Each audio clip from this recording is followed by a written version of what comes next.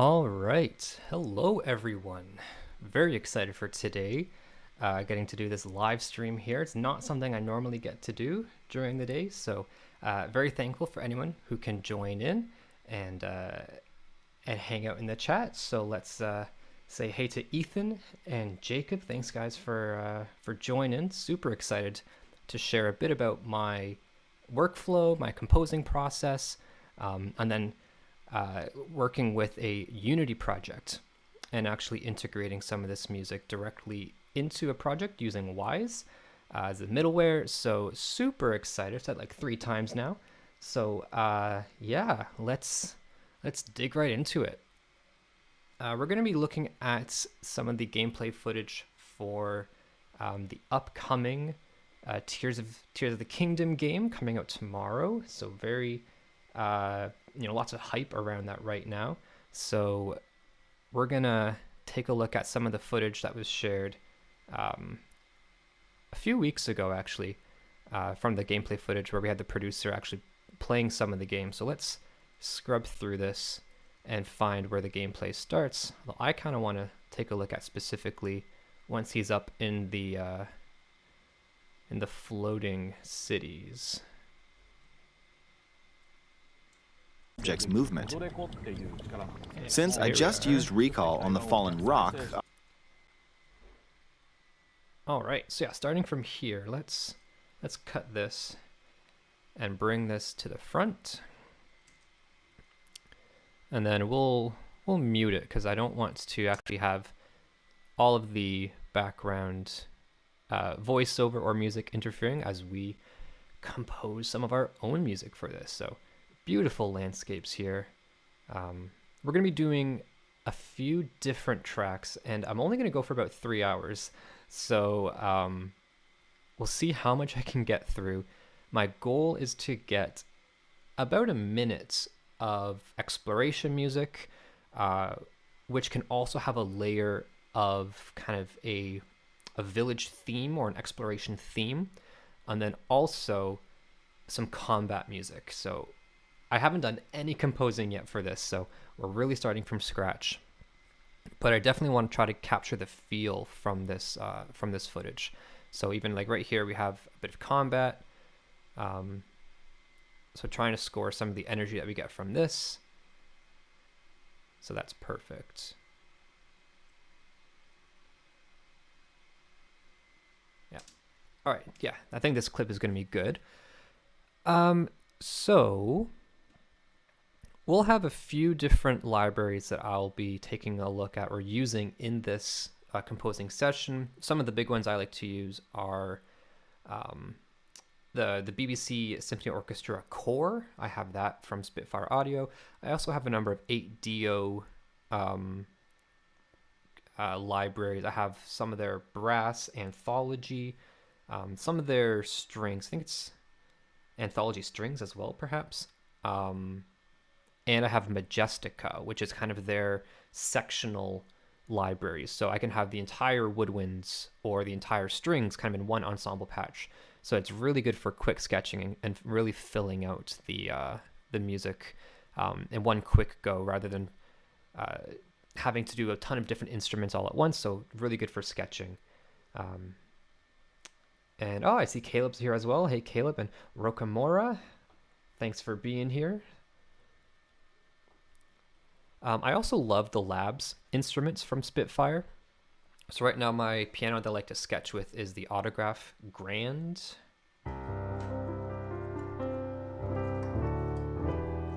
It's just a super simple, really nice sound of a grand piano. So I like to use this just for sketching to get ideas out, but we'll probably actually use it for some of that classic ambient background layers where we have just those very high kind of just chords.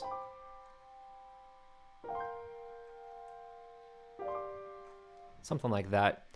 Super, cliche for Breath of the Wild and what we are probably going to expect with Tears of the Kingdom as well. So let's make sure we have a nice BPM set up because that's super important when starting a track. We need to make sure that it can seamlessly transition between exploration and combat, so we don't want the combat to feel too slow if we are to be going into a combat scenario, and we don't want the exploration to be too fast and hype. So we have to make sure we get a nice balance in there. So let's try a few ones.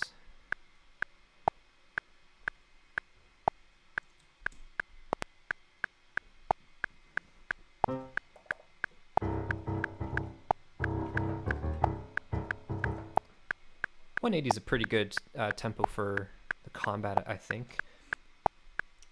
And then for the exploration, we kind of just drop it down basically in half.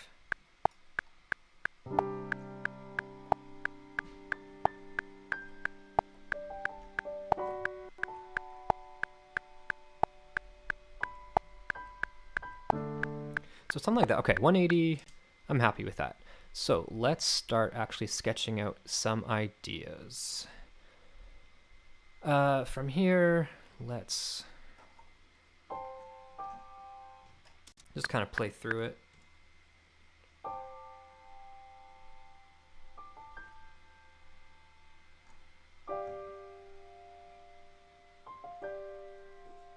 All right, something simple like that.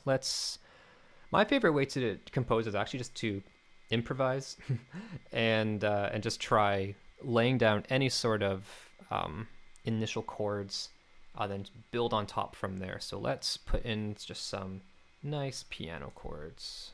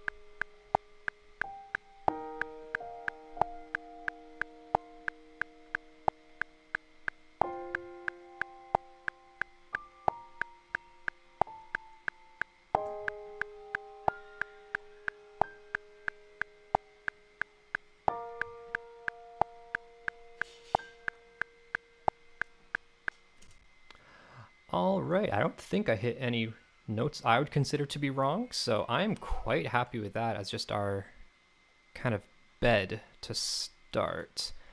So let's kind of open this up a bit. Just want to move this over just to start right on the beat, even though we have that little pickup. I want to make sure that this starts right on the beat for us. So bar 1 1. And we go until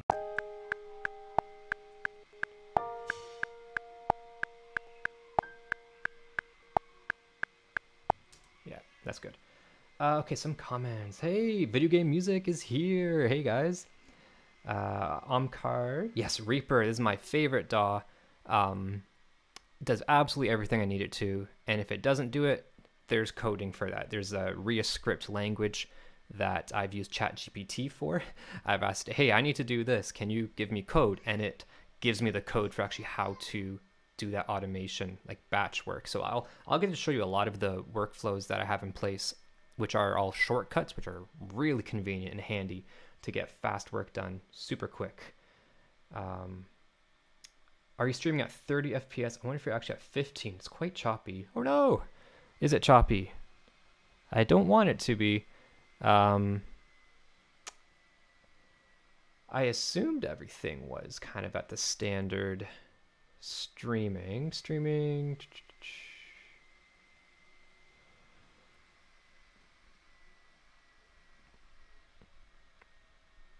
I am getting a little notice from YouTube that YouTube is not receiving enough video to maintain smooth streaming. So, that's not going to be fantastic if it's all like that for the whole way. I've tried to close like everything else on my computer, can dedicate full power to this, so hopefully it keeps going. It's a small setting in streaming FPS. When I go to stream, output.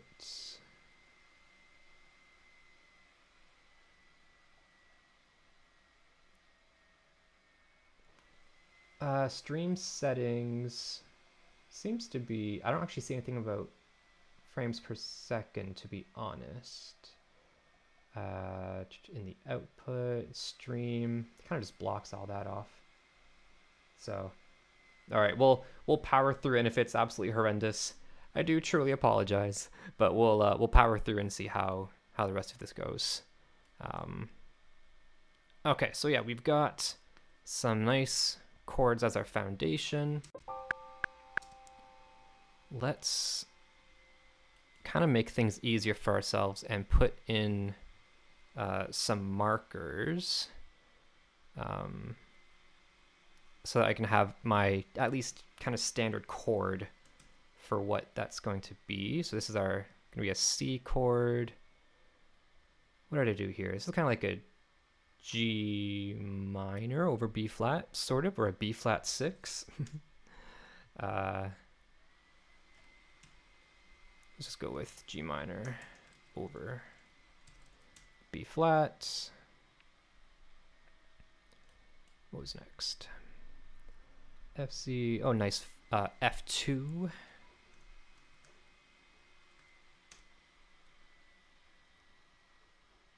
And then A flat, major 7. A flat, major 7th. And then back to C. I think I did kind of the same ones there. C, B flat, F, A flat. Yep. And then I went to something new. So what did I hear at 33? I did good old E flat, another F,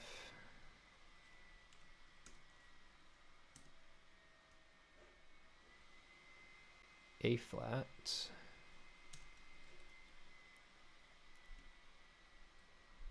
to B flat, and then that was it. All right, so now that I've got my kind of chords sketched out, let's build the rest of this.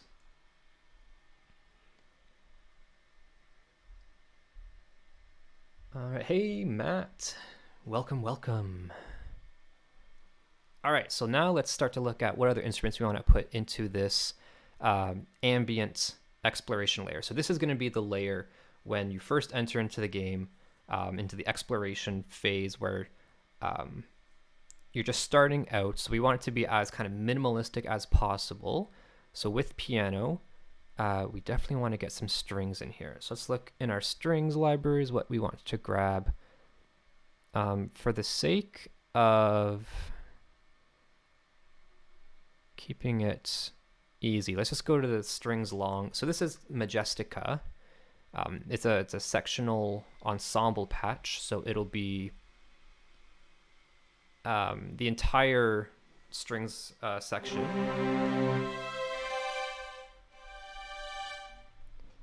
Want to map this together.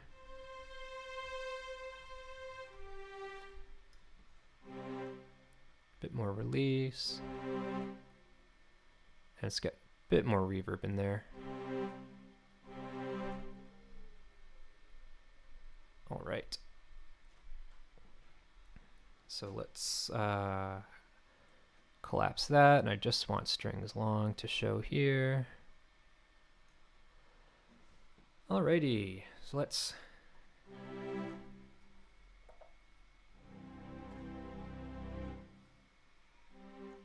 I don't want to get too much low end because I want there to be more impact when the main theme gets triggered in the game. So I'm going to stay kind of more in the mid, and I'll probably use woodwinds for the high ends.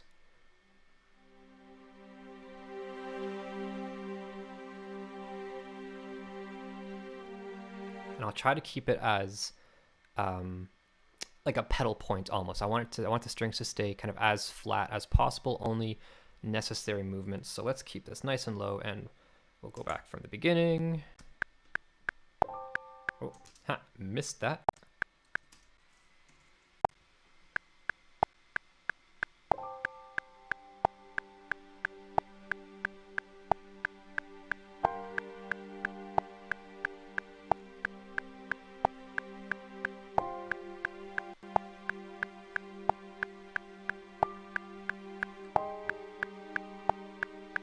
It's almost sad.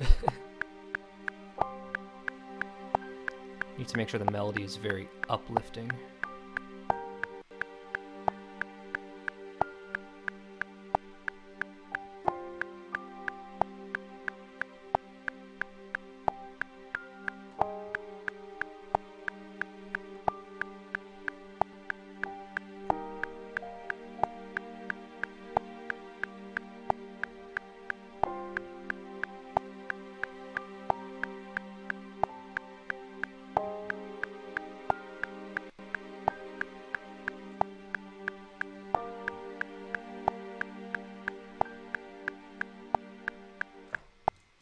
All right, I do want to make some adjustments to that.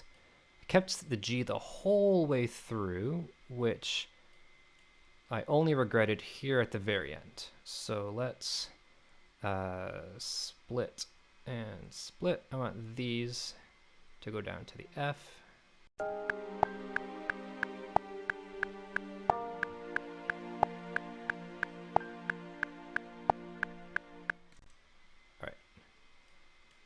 I think I put some pedal in there, which I don't actually want.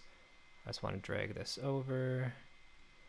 I want to pull this back. And I want to save. I do not want this crashing on me and losing all this. Oh, we have folks from Audio Kinetic here. Wow, thank you for joining. Huge fan of Wwise. I've been loving learning it. And it's super awesome. So I'm very honored that you've joined the chat. Thank you. And we got Chu in here. Hey, Chu. All right, so let's hear that from the beginning. Oh, that starts way too late. So let's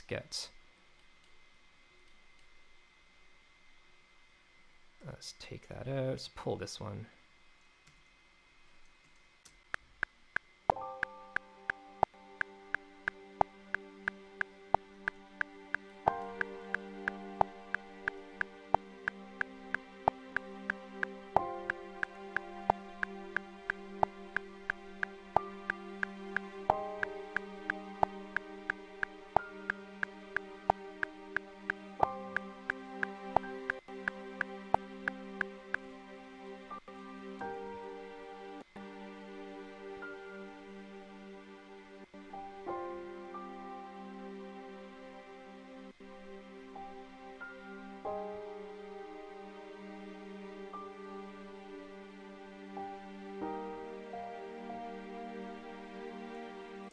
Okay, yeah, I like this so far. Let's get some percussion in here so I don't need to use the click anymore. So what do I want to use? We got a bunch of cool stuff. Let's go with...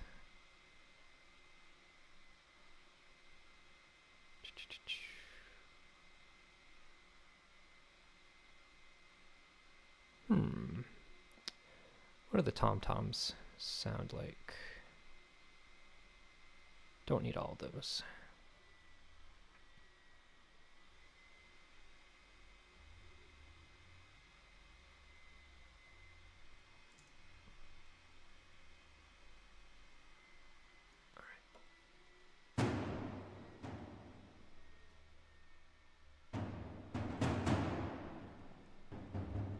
I'll leave that for the combat. We want something a bit lighter for now. What about something like, I don't know, tambourine?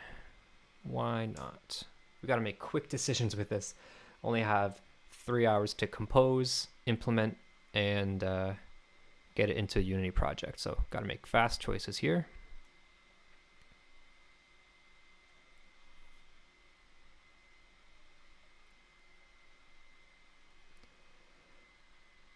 Come on, BBC. Don't do this to me.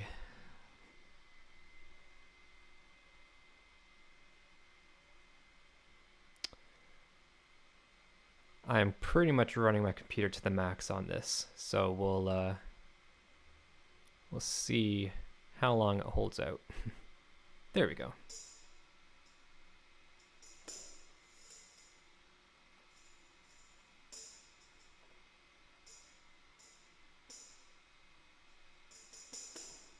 Okay, yeah, it's just a nice simple tambourine.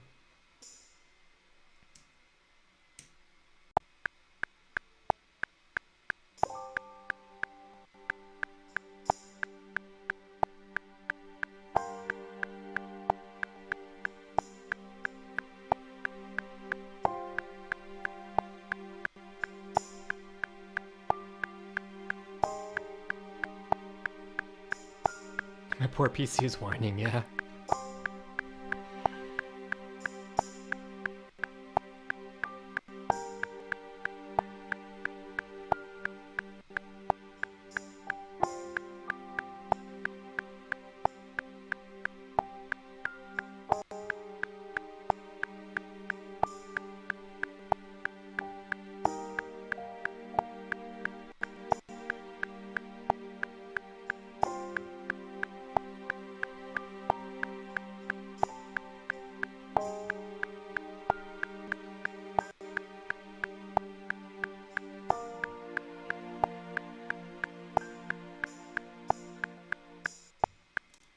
Okay.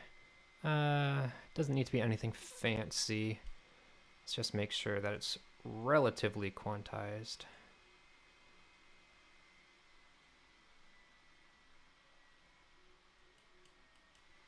Okay, so I'm just gonna say that is our ambient layer. Doesn't need to be anything super fantastic or intricate. So what I will do is I'm going to create a stem for myself. Come on.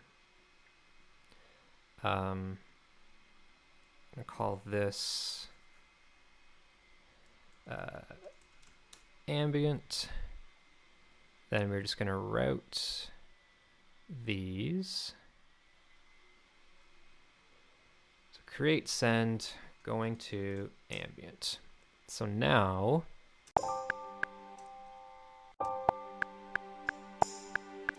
actually, do I need to, I think I need to do this to disable the master send.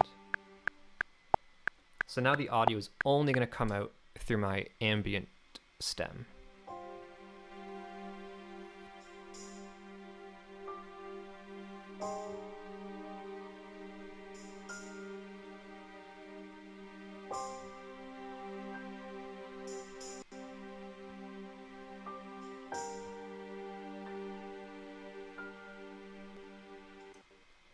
All right, awesome. So next is we want to have a more exploration theme. So exploration being ambient, but with a sort of melody on top to give it a bit more emotion. We need high end and low ends now. I feel like the middle is pretty good. The piano is a little bit in the high end, just to give it a bit more kind of touch and feel, but we definitely want to get some solo woodwind in here for like a melody. So what do we want? I mean, the flute's kind of a immediate go-to, so let's activate this.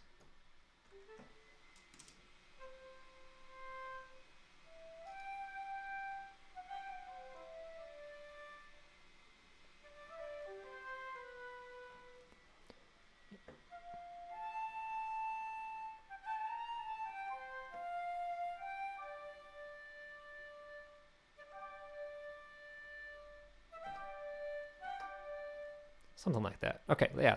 So now it's just going to be, how many takes am I going to try just to get something decent in here? So let's, I mean, I can always do retroactive recording if I want. So let's just go from the beginning.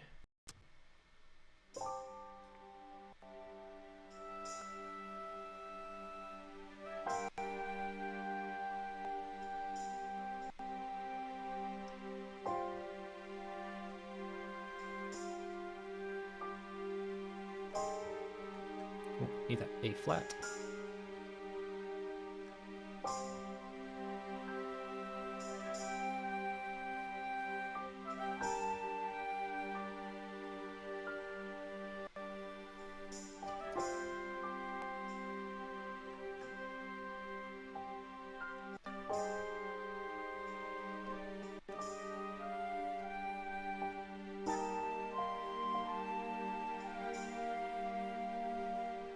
Okay, yeah, something like that. Not that exactly, but something like that. I kind of I need to get my other earbud in just to make sure everything's panned properly. I've only got one headphone in. Okay, let's try that again. And let's just take a look at in here. Okay. So yeah, let's just hit record and see what happens.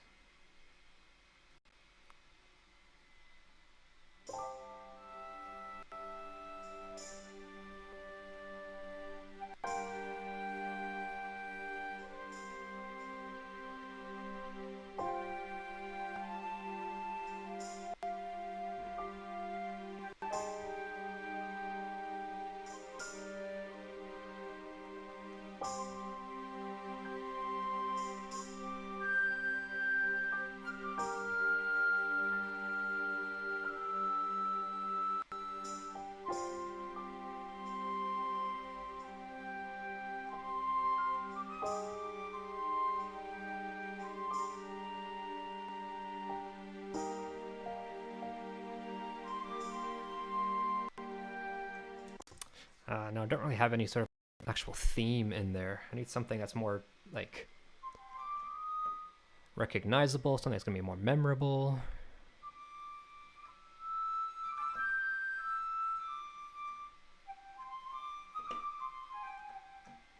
Okay, let's just try something.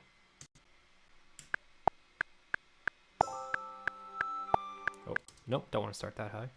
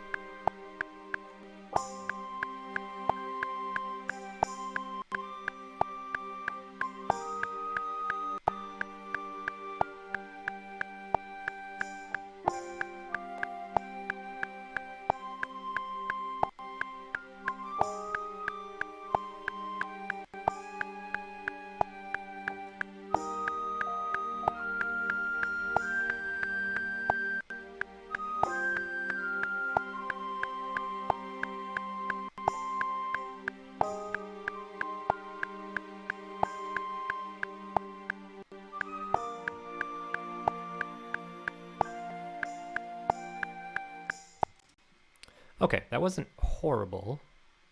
Let's just take a look and clean up some stuff.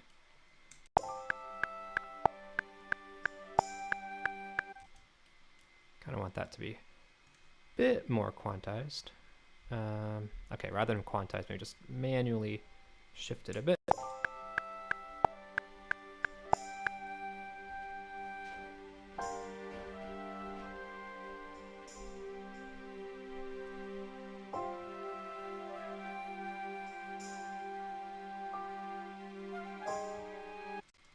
It's a bit early.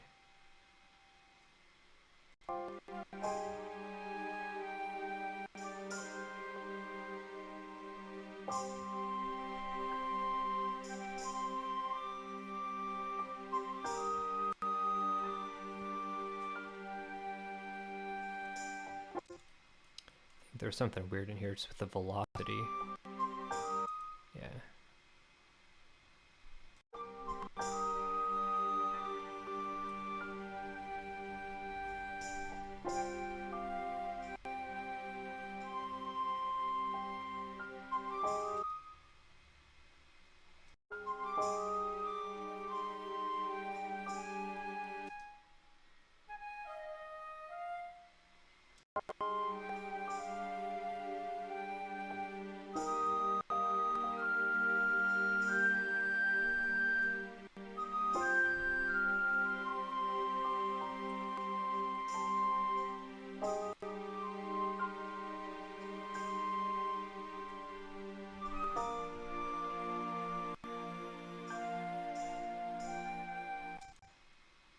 All right, we're getting there. I'm not a fan of this just staying as a C the whole way through.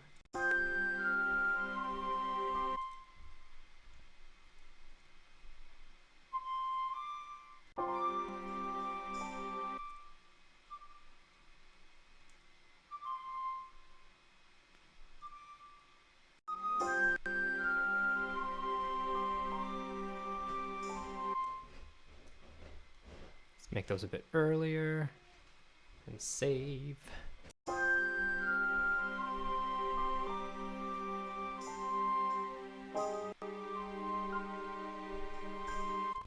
Actually, I think I can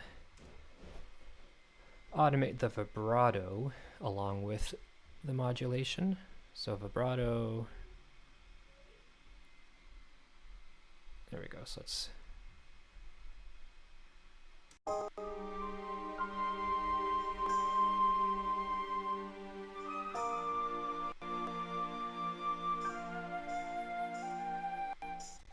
There we go. Just adds a bit more life to it. All right. Let's look at the comments. Yeah, $70. It's an expensive one for sure, but that's just kind of where video games are going now. So hello to everyone else who's joined in. I think that's Claire, KOTF, Business Casual. Taro, welcome. Jay Metzger, hello, thanks for joining. Awesome, lots of good chat happening in there. Thanks, guys. All right, so we've got flute. I want to double the flute with maybe a string. So let's look at solo strings. Let's go for studio string or anthology. Yeah, let's do the anthology violin legato.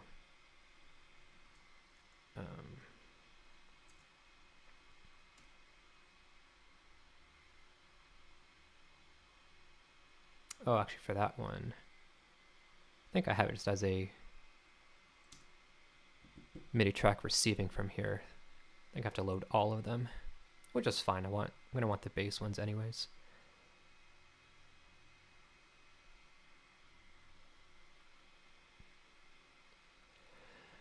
.do libraries, as good as they are unfortunately just massive beasts. And before I got my external SSD, they would take like a full 2 minutes to load.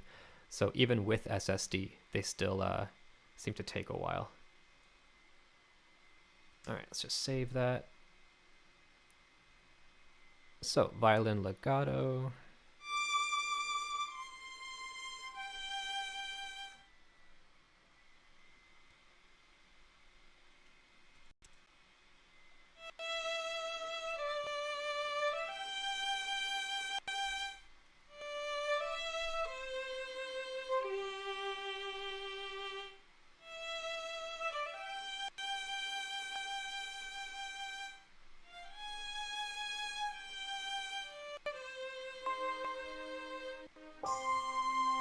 Need to douse this with reverb.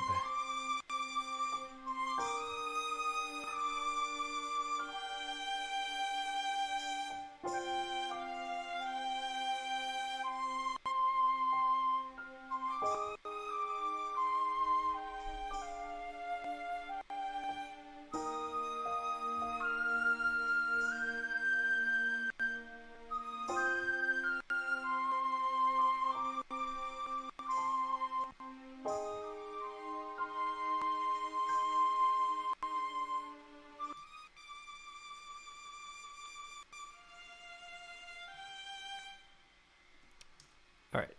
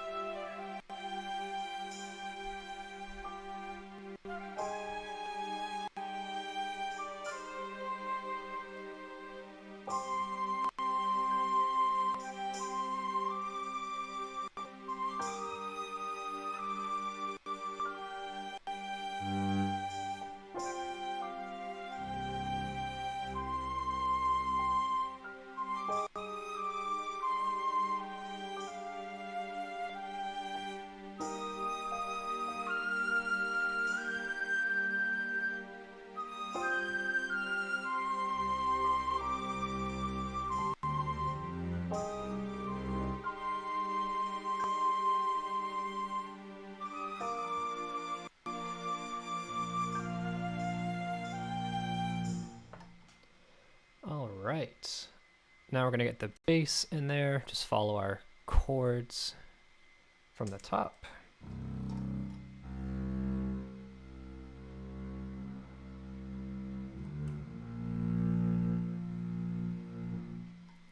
All right.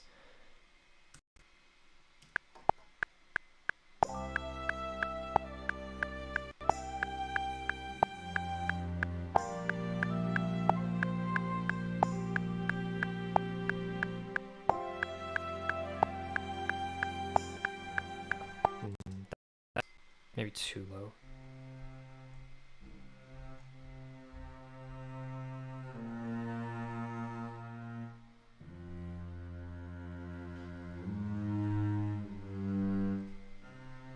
Yeah, I think that'll be better.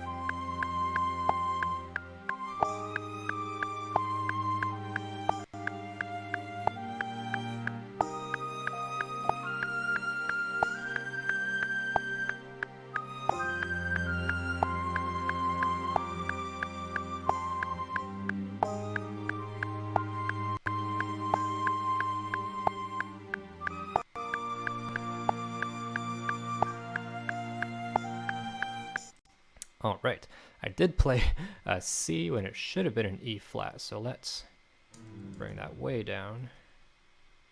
All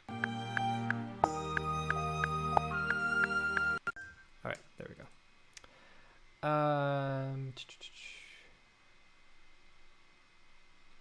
Oh yeah, so yeah, love the flute. The violin ruins the track. Yeah, I know. I'm always torn with using this because I like solo violin, but it is hard to dial in. So maybe we will pull it back. We'll mute it for now. We'll see if we want to bring it back in later. Yeah, the clash of timbres, tones with the flute. Mellow and peaceful. Keep it that way. Yeah, I will. Thank you for the feedback. So let's hear it now with the bass. I think I need to tone down some of the CC data in here. Prevent it from getting too high or too loud.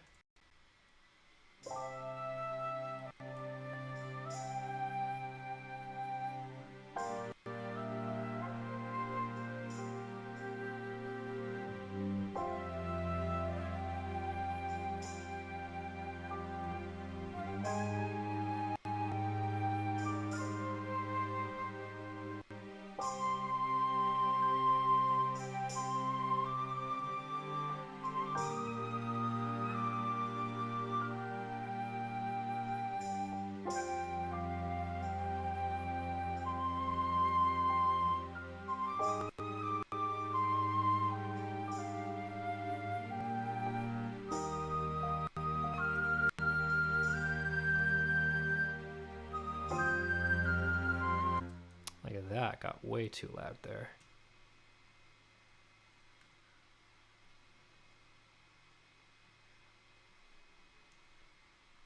just squish it.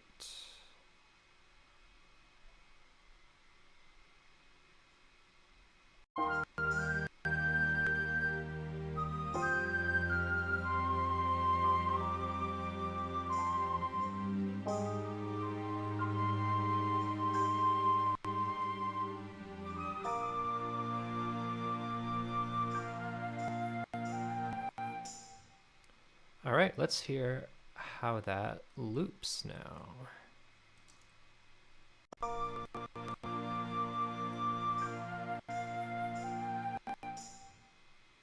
And of course, I need it to start at the right point.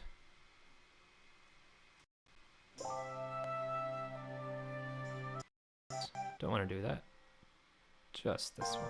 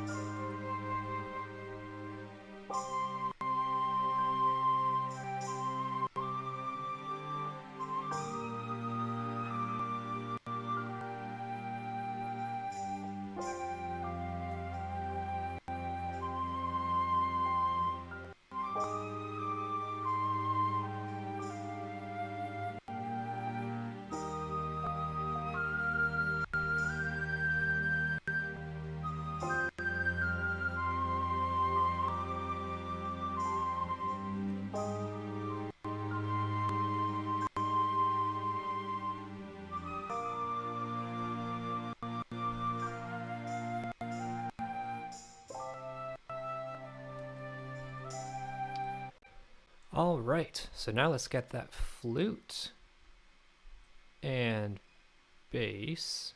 These guys are going to the exploration track, and we are clearing out their master parent send. So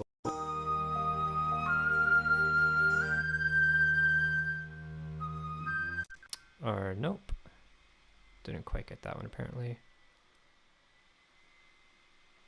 Don't send to the parent.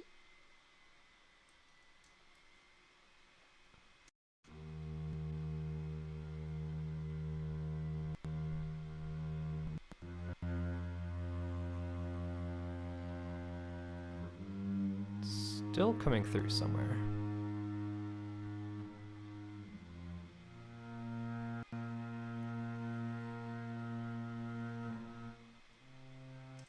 Okay, in that case, let's just take out that one. Okay, so now we have just... Nope, we lose it in exploration. Why is it still going through here? Let's hide all these. We don't need these. Don't need these. Okay, so I need the MIDI data to go through because that's what's coming out of here.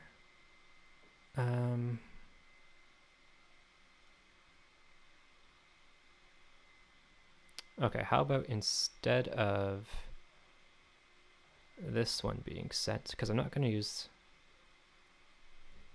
this library for anything else. So let's just send this one, remove, and send this guy just to exploration.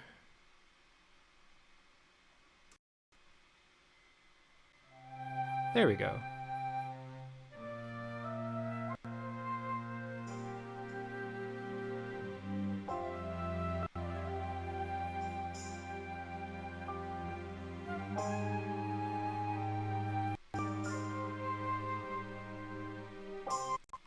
All right, so I'm happy with those two layers. What I want to do now is make sure that I'm gonna cut these up into chunks because that's gonna really help when we import into Wwise. So I want to delete all of these and just make sure that every 4 bars or so that there's no awkward overlap. Kind of like this guy here. Because yeah, there are 2 ways I can do the implementation. Is I can do fade ins and fade outs of the layers, or have it kind of end at a chunk, so we get a nice tail that could then go into the next portion. It might take a bit too long though to really clean this up for that. So perhaps what I'll do is we can anticipate, can we? Sure. Oh, but that's when I cut up the strings. Okay, I won't do it that way. That'll take too long to try to sort out. So we're just going to do simple layers for these, which is super easy and convenient. Now we need our combat. So let's get a new stem. Call this one combat. And in this stem, we don't have to necessarily follow the same thematic material, or even, well, we kind of want to follow the same chords. So let's get a new patch going. I don't want to use the same piano one because that one's just going to ambient. So let's do some sketching with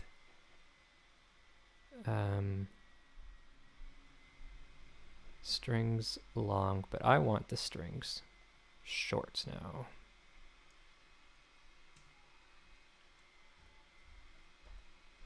All right, while that loads, let's look at the comments.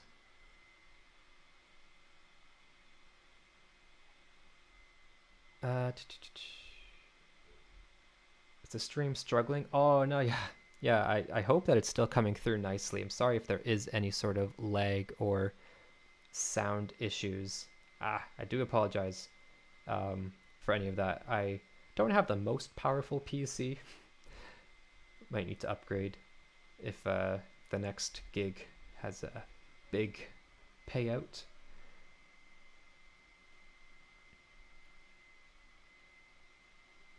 Some comments: experiment with more other orchestral colors, maybe clarinets, bassoons for a bit more strings. Flute's great for a bit, but it feels samey after 8 bars or so. All right, good to know. Perhaps, yeah, we'll pass the melody around to different instruments.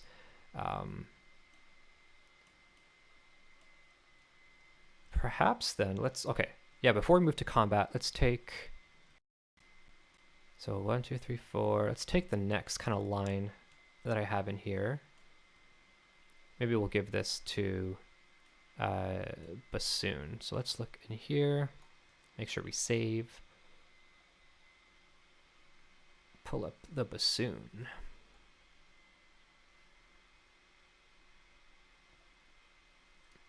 And so how does this sound?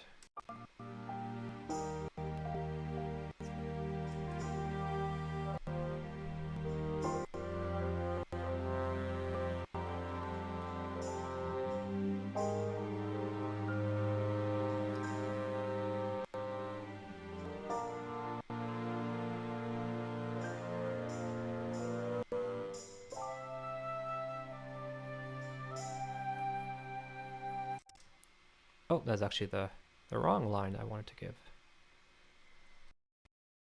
Let's step back. Let's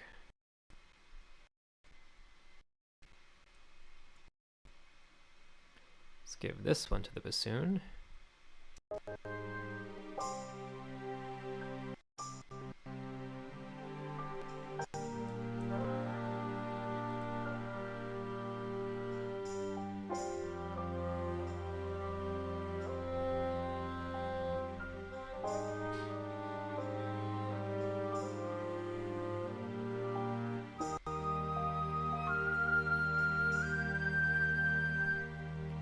All right, and this last section, maybe we'll give this to, let's give it to clarinet. I like clarinets. I played clarinet in middle school band. So it's always a fun instrument. And let's drop down here.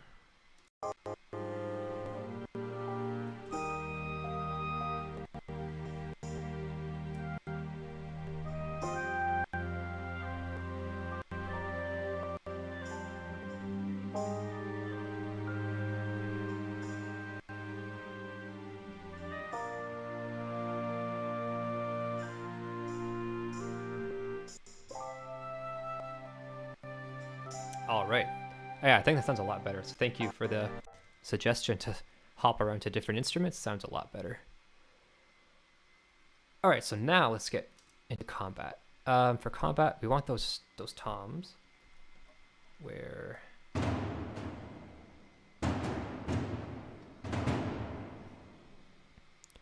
So now we're gonna pick up the feel so we can. Let's mute these. Actually, I'll leave the ambient. Leave the ambient.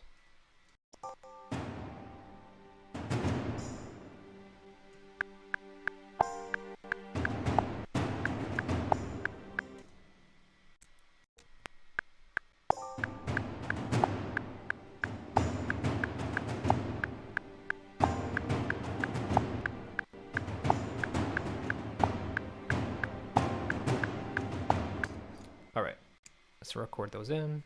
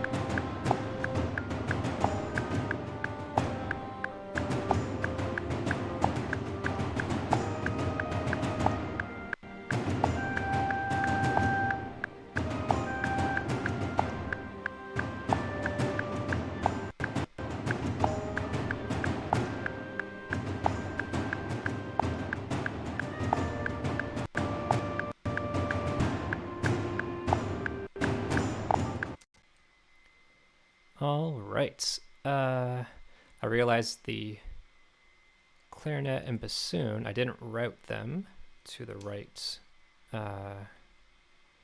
one, so let's get these guys into the exploration.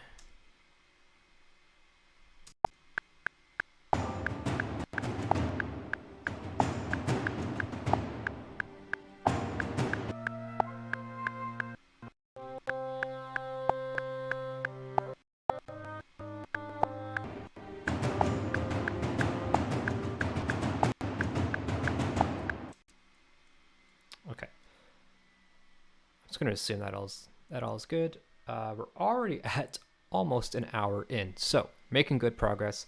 If I can finish the combat layer in 30 minutes, I'll be happy. So let's go back into the toms. I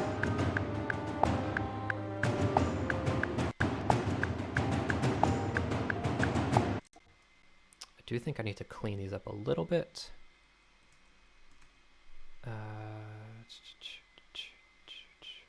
Don't want it too much, so I want to leave some humanity in there. Awesome. Yeah, feels more like Zelda than ever before. Thank you. Definitely appreciate the feedback and the suggestions there. So we've got tom-toms in. Let's go for, we need some more percussion just to keep it intense. Let's get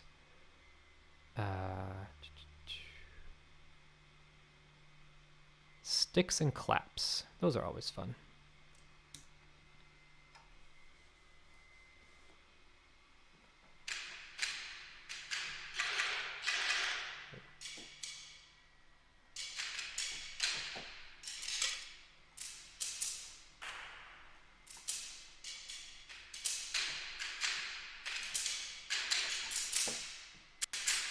Okay, that'll be fun.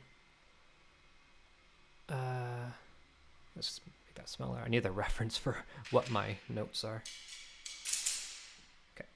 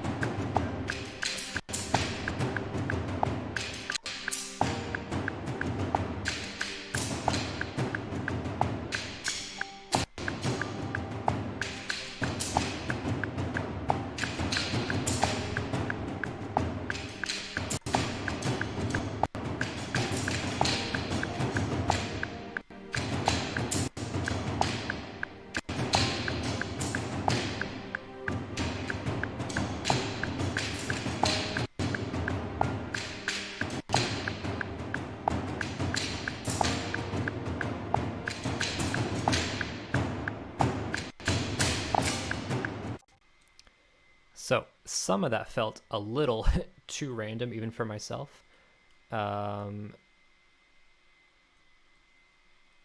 Each kind of note has its own like sound, and the F there is almost a bit too loud consistently. So let's grab those, just kind of squash them down a bit.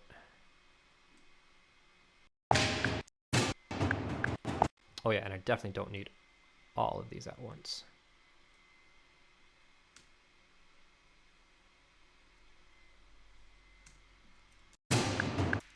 And don't need to be that loud right up front.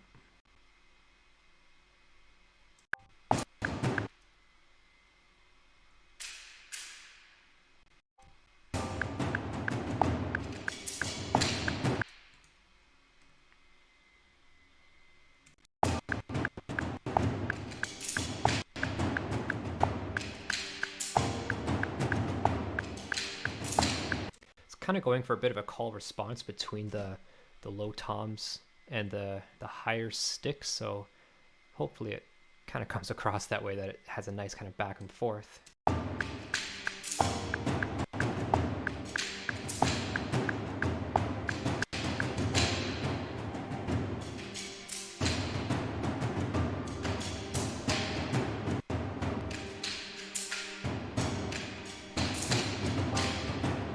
That felt very awkward right there. Let's compare the two. I need the tom-toms to be different color.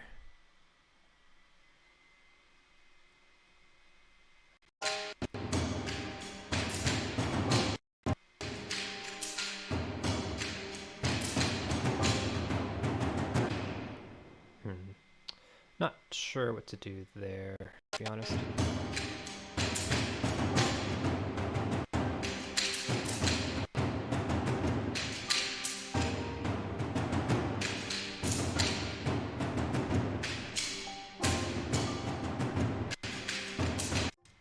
Okay, I think just overall I need the sticks to calm down a bit. So let's squash these. They need to be just more background.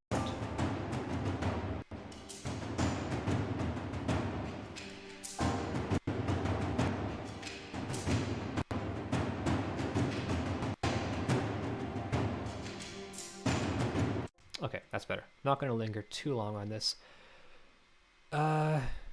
Now I need nice combat, like epic strings or low brass or something. So let's find in brass. I have 8DO Majestica. I just really like the brass. What is going on here?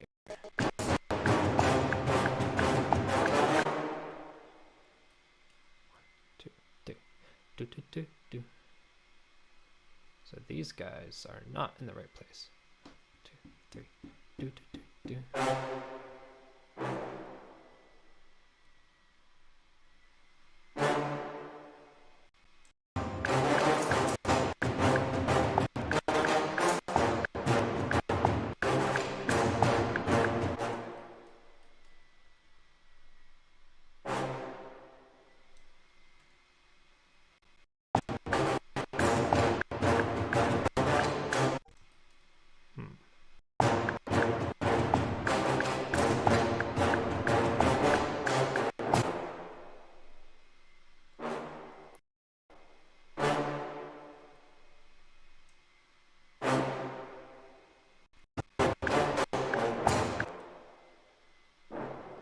Some of these really got into place.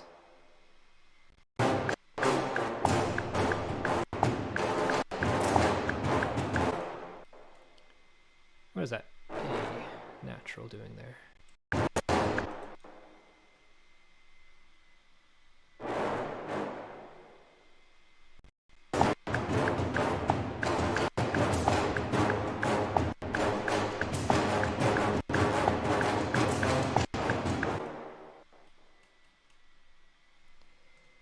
All right, I am actually enjoying this track.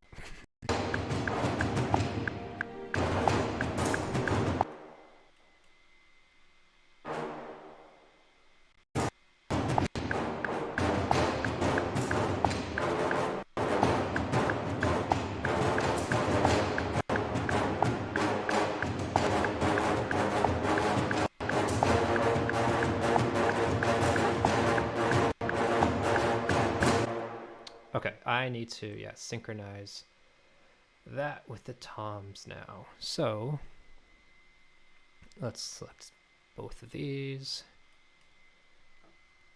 and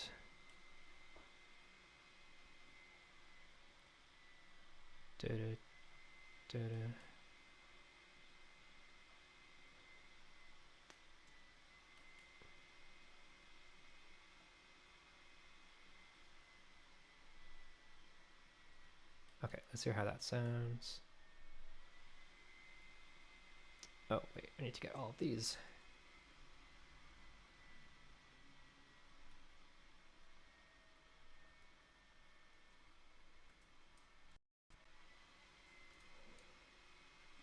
All right.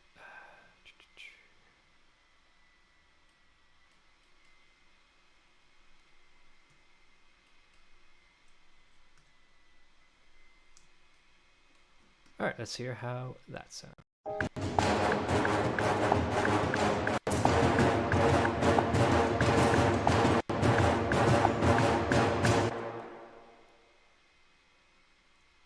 Let's kind of tone down the velocity here so that it can build up a bit more.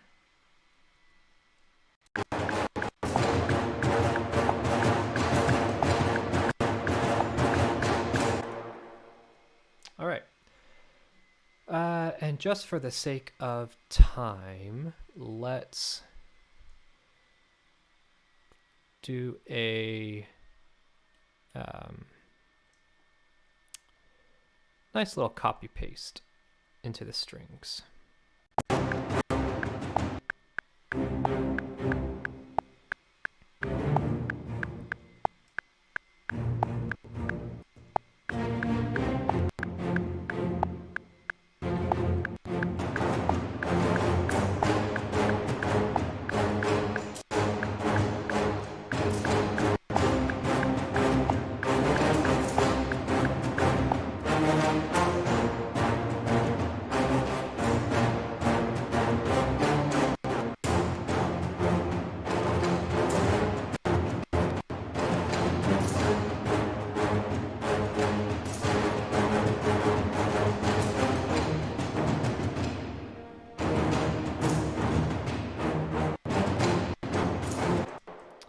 All right, we need some like symbols in here now, don't we?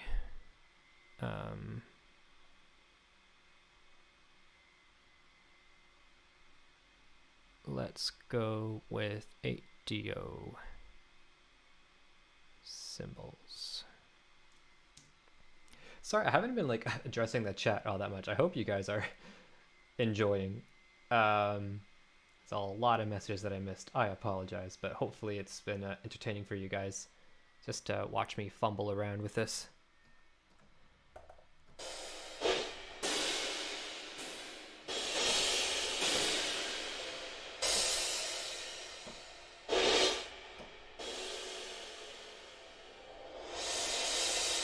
Oh, those are all the crescendos.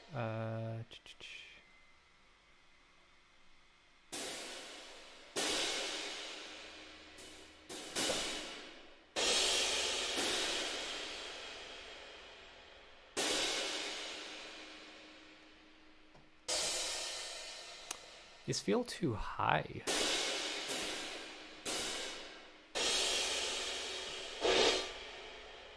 Yeah, we won't go with that one. What about the good old BBC symbols?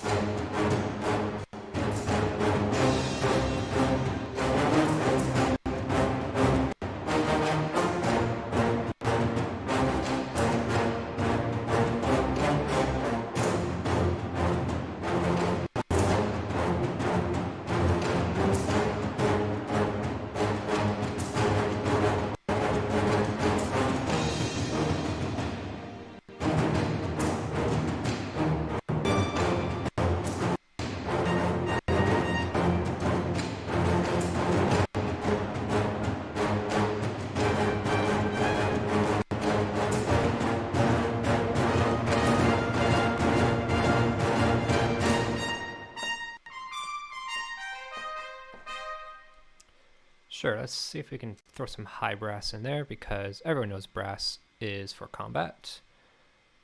I feel like these are a bit too loud.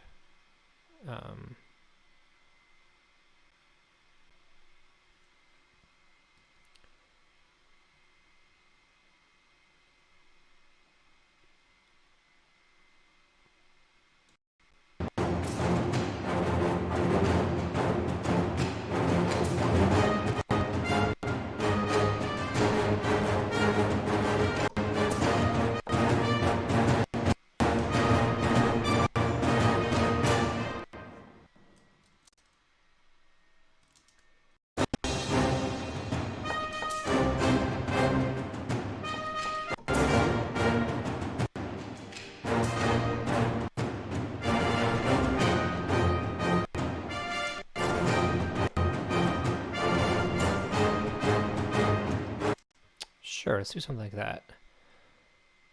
All right.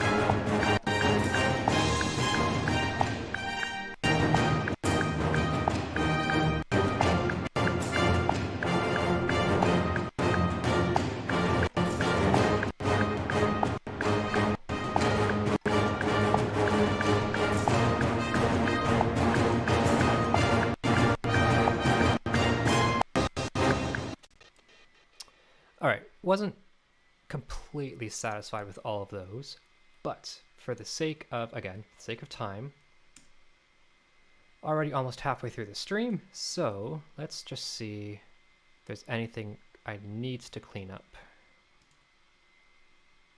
Need to put these to 16ths.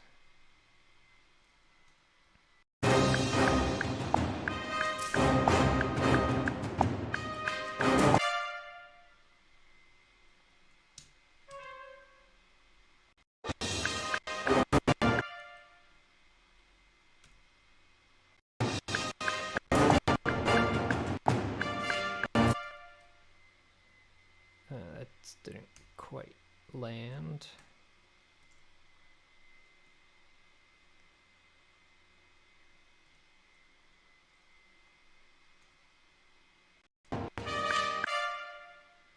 Oh wait, what did I do? I need that to be...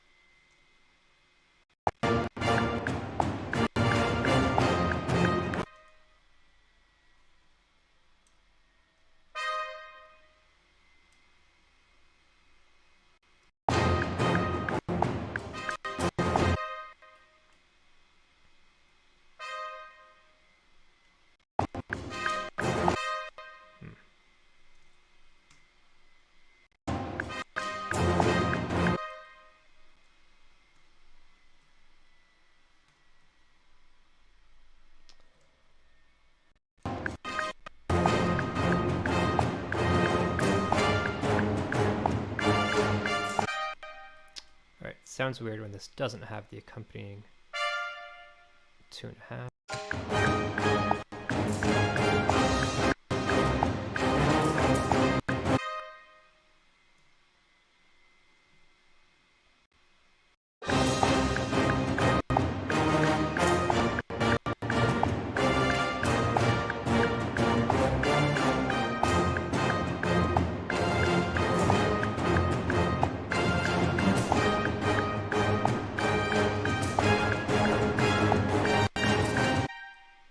Who let that E get in here?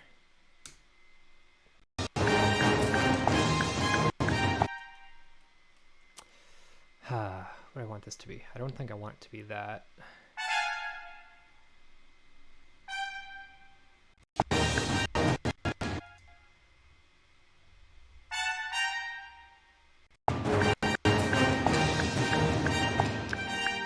Oh, I remember why I did that, because I didn't want it to just be the same thing.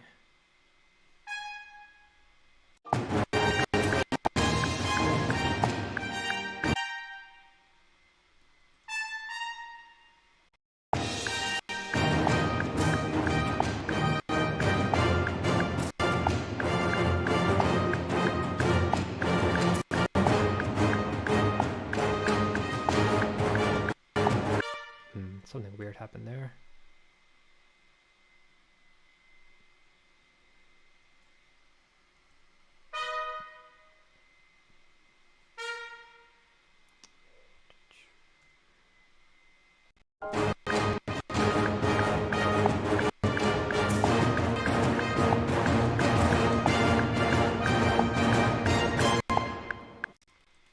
Okay. Just because I don't have a ton of time, let's just say that I am happy with these. Oh no, tambourine is already claimed. You guys are going to the combat. All right, so now if we mute these. Ah, why are you still playing?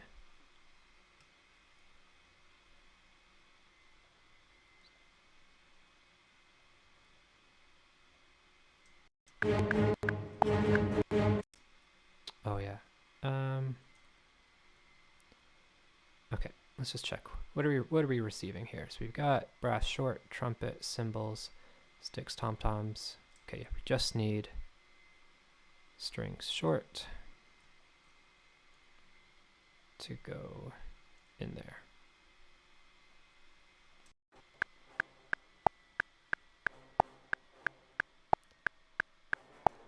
Something's still sneaking through.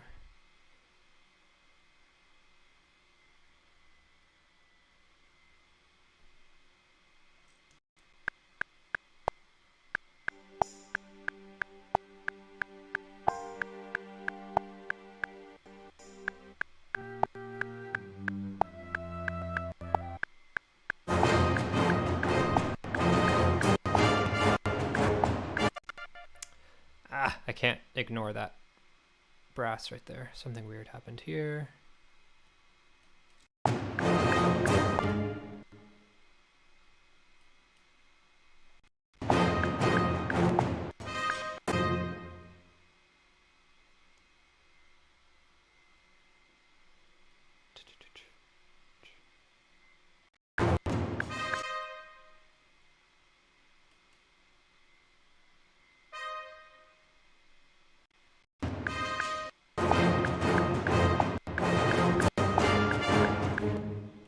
There it is.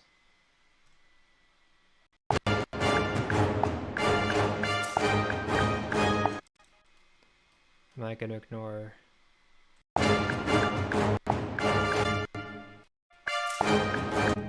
Yeah, I'll ignore that. I will fix that later because I will show you how easy it is once things are in Wwise to kind of fix them around. So what we're going to do now is, now that we have our 3 stems, I'm going to save my project. And then I'm going to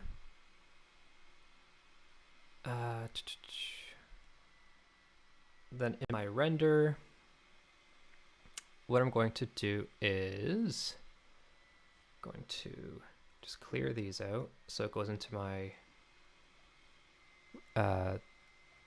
project folder. We are doing time selection, which is going to be precisely from here to there, but we're going to add a tail of about 3 seconds because I want any reverbs to still be on the end so that when it loops, the reverb is there, and it gets put to the very beginning when it loops back. So I just want to make sure I've got everything in here. So my file name is going to be the track Zelda live stream. All right, let's see. Haven't seen any chat messages come in lately. I hope I'm still going. Hope I'm still live. Yeah,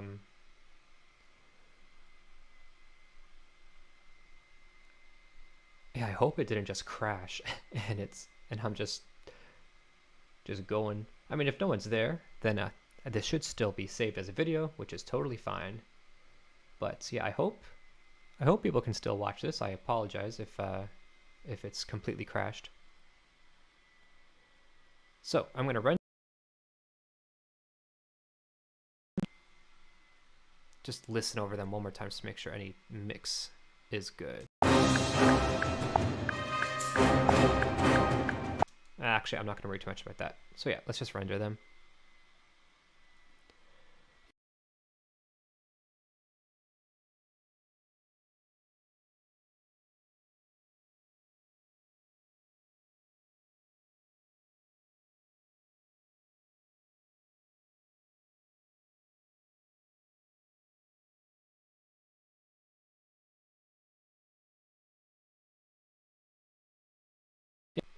Fantastic. So let's just save this.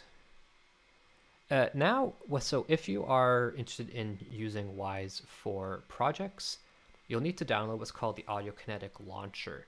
And this is used to organize all of your Unity projects as well as your Wwise projects. It integrates them, keeps everything nice and clean. So what I'm going to be doing is I'm going to be using a free project that is used in the Wwise certification process, or course, I should say. So you can get free courses to learn about how to use Wwise, and they provide you with this Wwise adventure game, which is a really fun game. It's super simple. It was actually in one of my last videos where I demonstrated some of the implementation I've already done with this project. So I already have my Unity project for this created, as well as the Wwise project, but we'll kind of segment things out so they are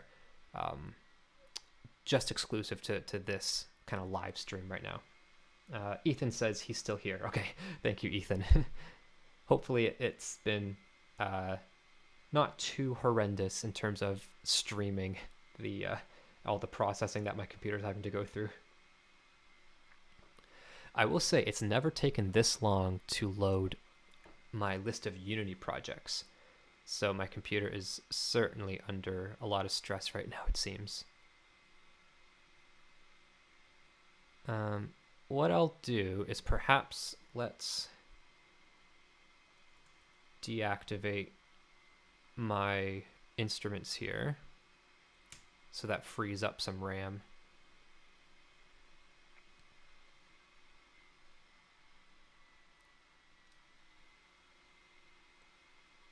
Because yeah, streaming is not a light process.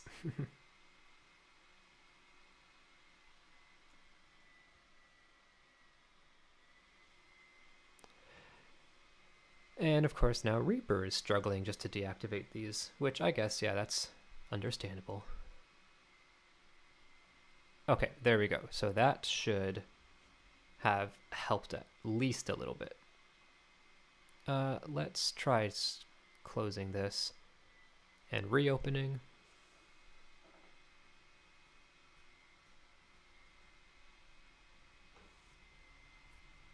So yeah, the Audiokinetic launcher you can get just from Audiokinetic's site.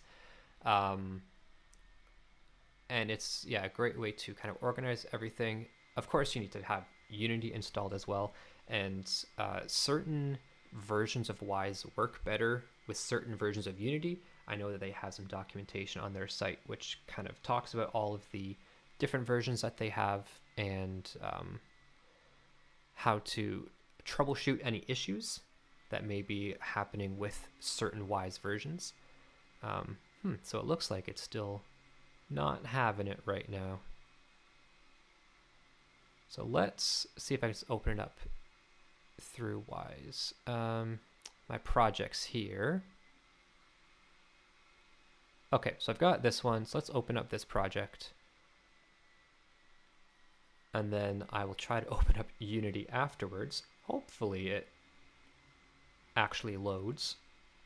But for now, we just need to set up the initial playlists, the game states, and any triggers that we want to keep track of. So let's bring this over once this finishes loading. All right. So this is Wwise, and we have a ton of different panels on the left side. We're going to be working in the interactive music hierarchy. So let's create a new work unit. We're going to call this our just Zelda, because that's what I have right now on my mind. In this, we're going to create a few different music playlist containers, and these are the containers that are going to allow the music to loop perfectly. So let's create our first one. We're going to call this one ambient. We're going to copy paste, rename for exploration, and then copy paste and rename for combat. So in the ambient playlist, we can have all these different things called music segments. And if we have multiple segments, we can have multiple layers of the music. And because right now I just want to be really going between these three, I'm going to try to do some creative work with the layers themselves. But we will just start with this for now. So this is going to be our ambient track. And let's go to import audio files. We are going to find that project that I was just working in. Oh goodness, where is it? It's gonna be in projects, albums, music pack, Zelda live stream. And here it is. All right, so we've got our ambient. Let's get that in there. Import. So what we need to do is we need to confirm a few settings for our playlist container. We need to set the tempo so that when we are looking at the actual ambient track itself, looking at the music segment, we can properly set up these loop points. So this red line is the exit cue. We want this to go to where we actually ended off. How many bars was this? This was ends at 49. All right. So 49. So now when we end, it's going to loop back to the beginning. The unfortunate thing is that with Wwise, you can't start halfway and then have the loop occur. You need to actually listen to the whole thing through within the playlist itself. So we're going to put our ambient track into our music playlist, set the loop count to infinite, and now we can listen to it just by hitting, I'm going to pin this. So this is our ambient track.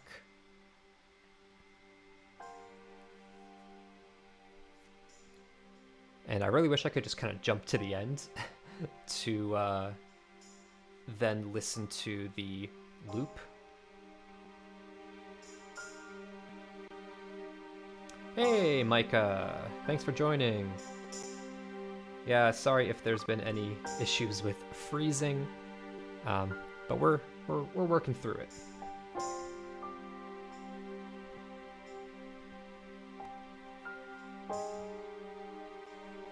So we're through the middle part. Now we're going to go into the third section, and then we're going to hear the loop as it comes back, and you'll hear the bit of the reverb tail at the very end,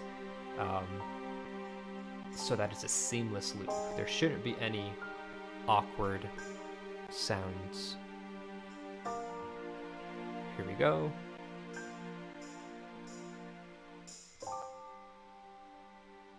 Yeah. The only issue I have is the strings start a bit too quietly, but I'm not going to worry about that right now. I really just want to demonstrate this for you and show you how we can get this integrated with the Unity project. if my Unity projects will load. Oh, I can just browse for project, it looks like, if I absolutely need to. Okay, we'll worry about that later. So we've got our ambient track in. Now let's get our combat track in. So combat, it's going to be music segment, import.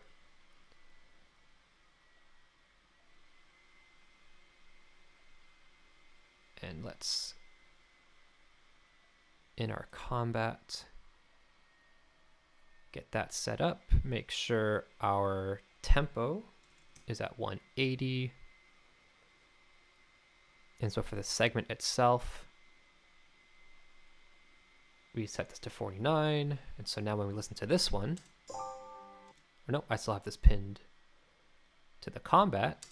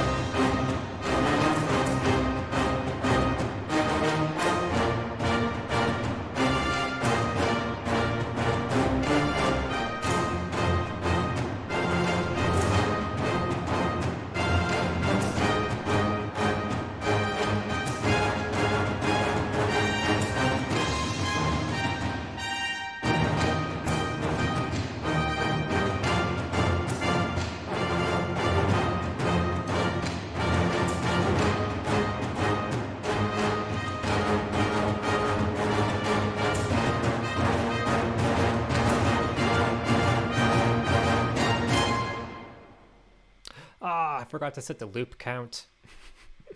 Now listen to the whole thing. Actually, there's a playback speed. We can speed it up and then just get to the point that we want to loop. So let's try that.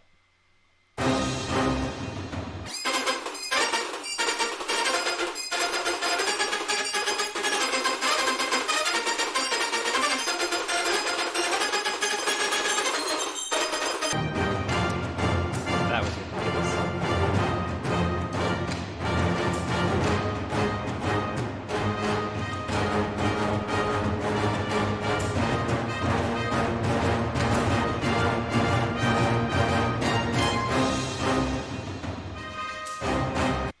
All right, nice. And then exploration.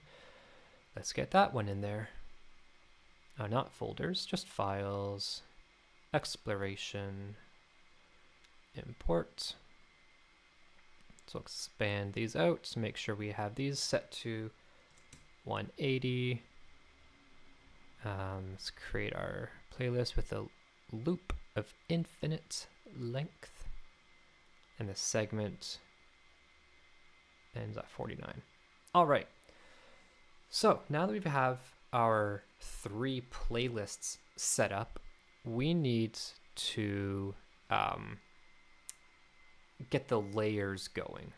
So what I can do is actually, instead of 3 separate ones, what I could do is throw this into the ambient playlist, because I still want them both to play at the same time.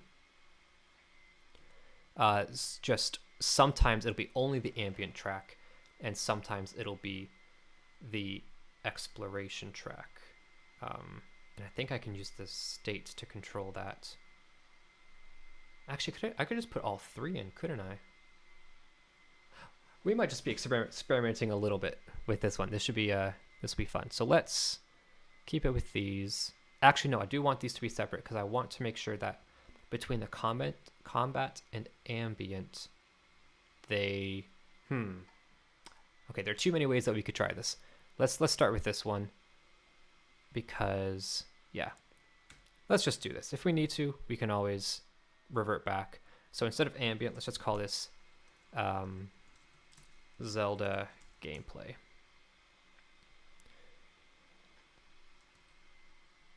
So now we're gonna have pretty much all of these. Oh, actually, what I need to do, I need to put these These all need to be in the same segment, don't they? Yeah. It's all coming back to me. Zelda gameplay. Zelda gameplay. Okay, so from here, we can set up conditions in-game to play only certain layers at a time. So we have the ambient, combat, and exploration. So what we can do is, in our game syncs, we're going to set up some states. So in here, let's set up a Zelda combat state. We're going to have state group. Oh, actually, instead of this one being combat, this one's just going to be Zelda states. Yes, we can rename it. That's fine. And then within this various states, we're going to have state groups. So this one's going to be Zelda combat, copy paste. Oh, no. And within combat, we can be in combat or out of combat.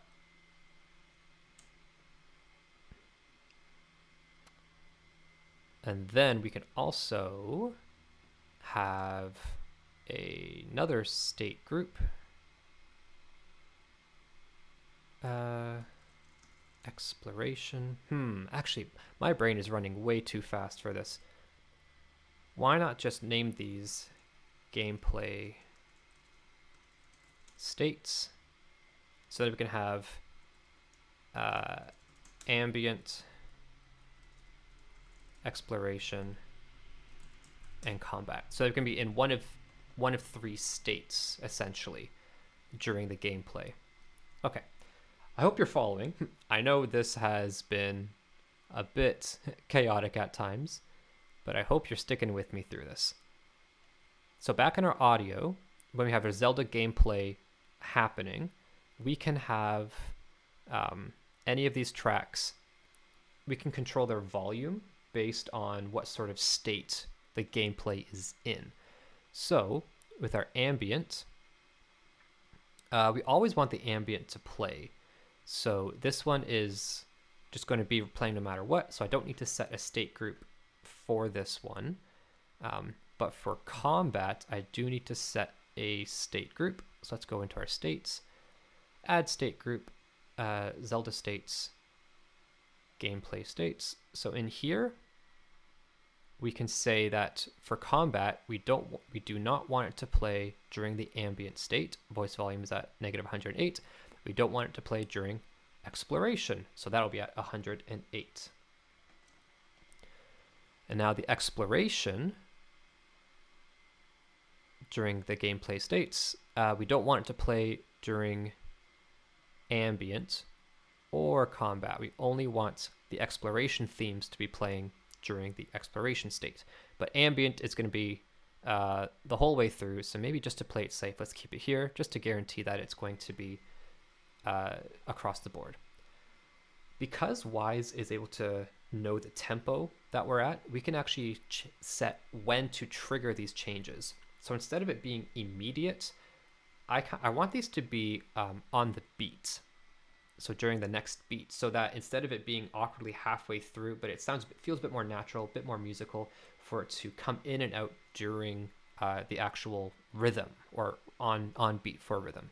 So let's set all of these to change on next beat, and exploration, next beat. So we can test this by going to our states down here at the bottom. So if we set gameplay state to ambient, we should only be hearing the ambience track.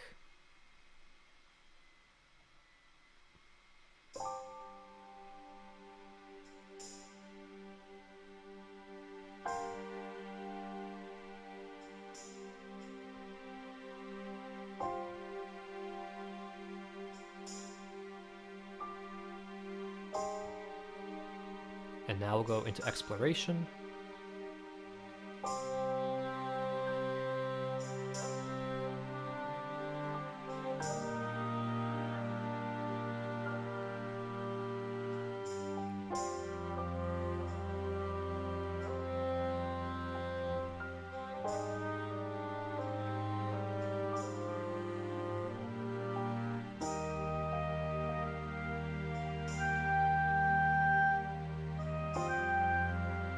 And now what happens if we go into combat?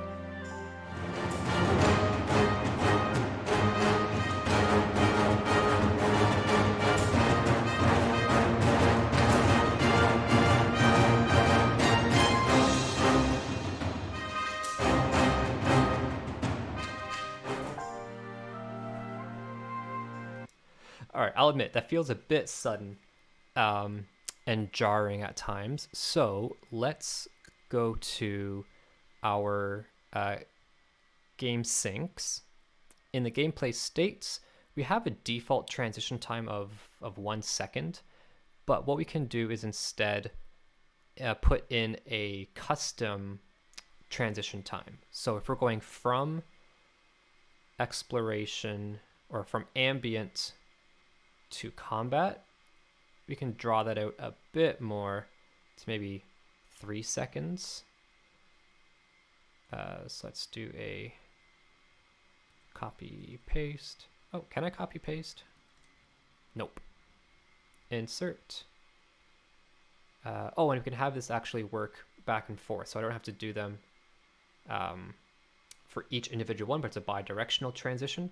So going from ambient to combat and from combat to ambient. And I also want that for exploration. Sorry, exploration to combat and vice versa. Oops. So let's hear, oh, come on, just 3. There we go. So let's hear how this sounds. If we start in ambient.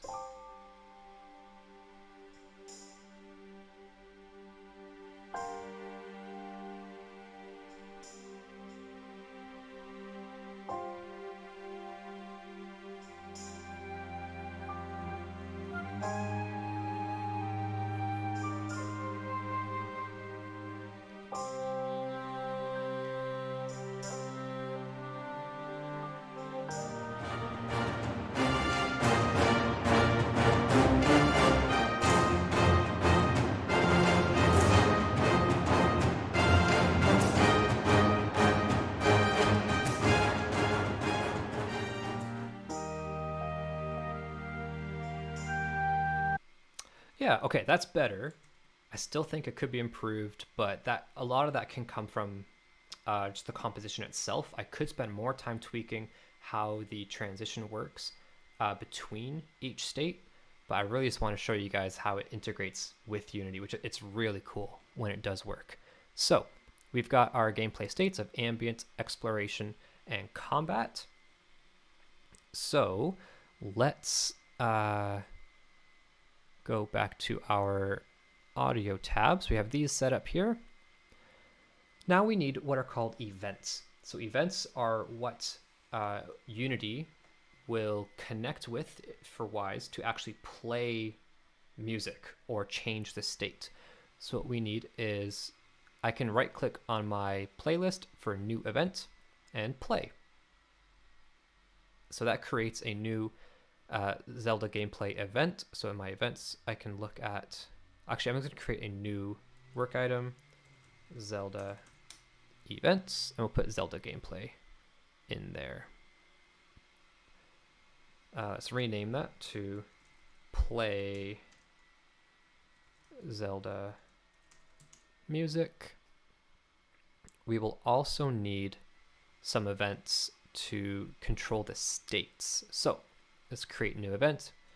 Let's do set state ambient. Actually, it's gonna be much faster if I just go to the game syncs, highlight these, new event, 1 event per object, set state. And so now in my events, I can just grab the ambient, combat, exploration, pop them in there. Although I do kind of want them to have the Zelda tag in them. There's a multi-editor, or some sort of batch rename somewhere. Oh, it is batch rename. So I want to insert text Zelda underscore at position from beginning. So it might have been faster just to rename them manually, but if you have a ton of files and events, you can just use that to batch rename a bunch of them at once. And now what we have to do, we have our events set up. We can start the music. We can set the state if needed. I also actually want to ensure that when we start the game, that we start in the correct state. So we're going to add an action. So we're going to set state. I'm going to put this before the gameplay. We're going to delay the gameplay music by a second for when it first starts.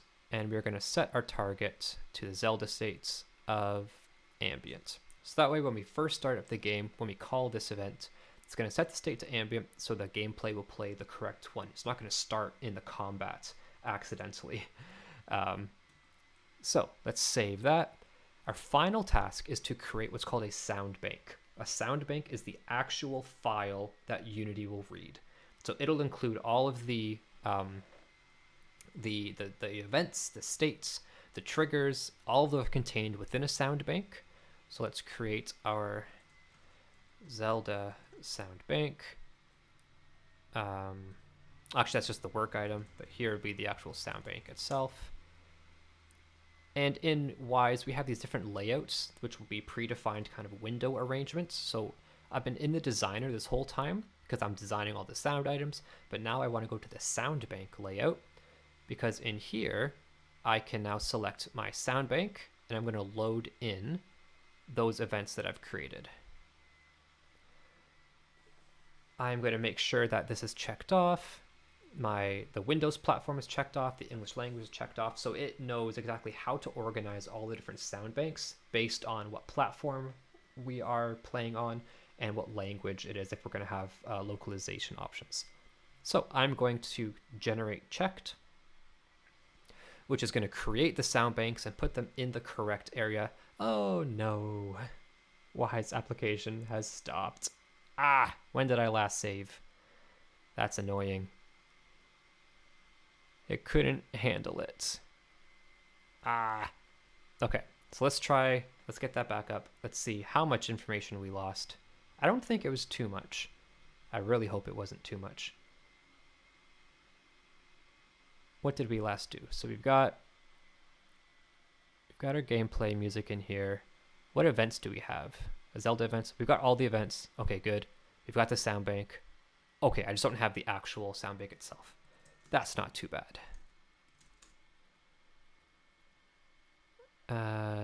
Sound bank, events. Let's get these guys in there. Oh, come on. Gonna do another save. Generate checked.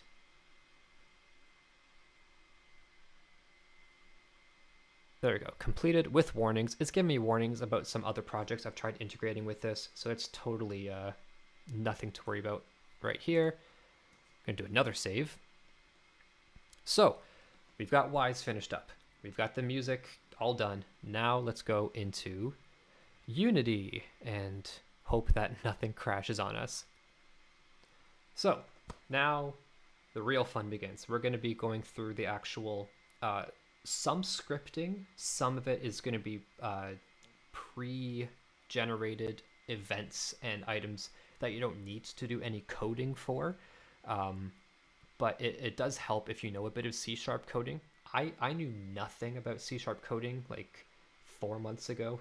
I've learned a little bit through the Wwise certification course, and I learned a lot through ChatGPT. I copy and paste the script that was loaded in the file.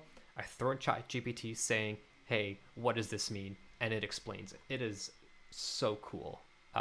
This is a great time to be trying to learn something on a budget because ChatGPT will give you a lot of good info, but I wouldn't replace it for, I wouldn't consider it to be, gospel truth. Definitely test things out, learn from any mistakes that you make, and just keep on exploring with learning. Honestly, it's really fun when you do get into the coding and the scripting and that's all, but sometimes it's too much to try to do on your own and just by researching through manuals, but ChatGPT makes it all really easy to learn. Okay, I see my camera is going to cover up a little bit of the screen. I don't think, if I need to, I'll move some windows around. But so here is Unity. So this is our scene, this top window here. This is where we can edit and take a look at the actual models, all of the information in there, the scripting that's in there. And this bottom one is the actual gameplay itself. So if I start, there shouldn't be any music. It'll only be the sound effects that came with the game. I've experimented with replacing some sound effects, but I'm just more interested in the music right now. So going into the game. Oh, it's lagging. Yeah, my computer is struggling. Hopefully it doesn't crash. But here we can play the game a bit. Oh, that is so choppy. But we hear the different, ambient noises, but there's no music yet. We can hear footsteps. We can hear the sword swing. And yeah, so that's nice so far. What I'm gonna do though is gonna explain how we connect with our Wwise project and start getting the music integrated. So in the Audio Connect launcher, this is where you can integrate Wwise into your project. So if you've opened up Unity, saved your project once, it'll appear in your recent Unity projects. As long as I think you have to tell the launcher where your projects live so we can find them. But once you've integrated, then you can have a open in Wwise button, which will connect the two projects together. So I have my Wwise project, my Unity project, and so we can also connect to our host in our Wwise by going into Layouts, Profiler, and here now I can connect to Remote Platform. So by clicking on this icon, I can see that this is my desktop. It's a local host. It's playing the Wwise adventure game. So I'll double click on it, and it's going to now connect me with the actual in-game data. So I'm going to go back and play a bit. I'll try to do some side-by-side screens, actually. I wonder how easily how that'll look. So let's bring this over. Okay. So now when I start the game, you're going to see well, maybe not a ton. How many, what filters do I have? Let's put all these on. So it's going to load up the game. It's just, oh, my computer is struggling, guys. I'll look at some comments. Here we go. Let's see. Great work. Hard to believe you did this on one sitting. Oh, well, thank you. It's not my best work at all. I really just want to show you guys what's possible, but I appreciate it. Thank you. Matt from Soul Engine Studio is here. Thanks for joining, dude. Really appreciate it. Ethan asks, is this a free demo for testing? It's not a demo. It actually is a full game. It was created for the intention of tutorials and learning about Unity and Wwise. So it is a full game. It's not a long game. I think it takes maybe an hour to play through, but it is fantastic for learning the ropes, learning about the integration, and you can see how things work and how they connect within Wwise. So we have too many events going on right here. So I'm going to filter this down to just our events. And yeah, so we'll just do that. So now when I play through, as I'm running, you can see it says player footstep in the bottom down here. And weapon swing. We can also see in the bottom here, output peak, we can see little spikes in volume. So we get a great readout of all this information here, and there's a ton more that you can do with viewing the information, but there is not enough time in the world for me to really go through it all right now. So what we'll do is we will just disconnect for now, and now we will start taking a look at all the basics for integrating with Wwise. So in the hierarchy, we're going to have by default some game objects that created when you first integrate with Wwise. In this one, they've created a few unique items and just kind of shuffled some things around. So I'm going to start from kind of like from scratch and create just a brand new object to hold all of my Wwise data. So Zelda Wwise. So in my inspector up here, I need to do two things to start. I need to add a component, and we're going to load in what's called the AK bank. So AK simply stands for audio kinetic. Bank is a script that will load the sound banks that I have created. So I'm going to load on, I don't want to load on start because that's technically a bit after awake. So awake is the first thing that ever happens when you run a game. And we're going to unload on destroy, which doesn't really matter in this context because we're not going to be destroying anything in this game scene because this game is all created in one kind of go. But the name, so no sound bank is currently selected. Just by clicking on this, we can see the sound banks that I created in Wwise because we have that direct integration, and I have the Wwise project open right now. So it'll load the Zelda sound bank. And next I want to add an AK event script. So again, these are pre-built scripts that are super handy. You don't have to know any coding at all for this. It's good to understand the code, but for a lot of these scripts, it's just predefined for you. It's super easy to start with. So now I've got on the awake, it loads the AK bank. Now we want to trigger on start. We want to play Zelda music. So by selecting that, we can hear what it sounds like when we click play.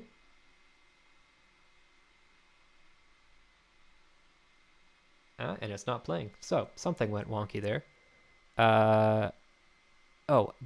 Event ID not found. Zelda instance. Okay, so something happened there. What would have happened?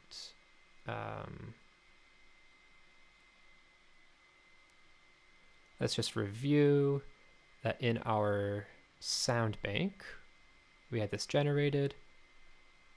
Play Zelda music. Let's just test that. Okay, so it worked in Wwise. Why did it not work in here? That's awkward.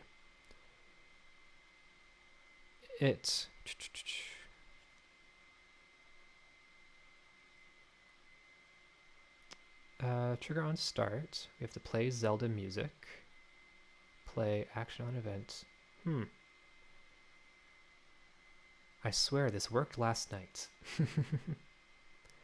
So if we start the play, let's see what happens if it does trigger it. It may not because the play button here didn't work. So that's going to be unfortunate. Okay, there we go.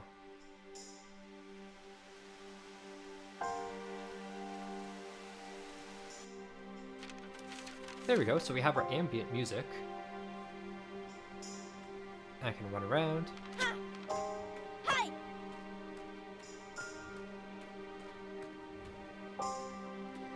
All right. That is still so choppy though. This is brutal for my computer. Okay, so we've got the AK event working.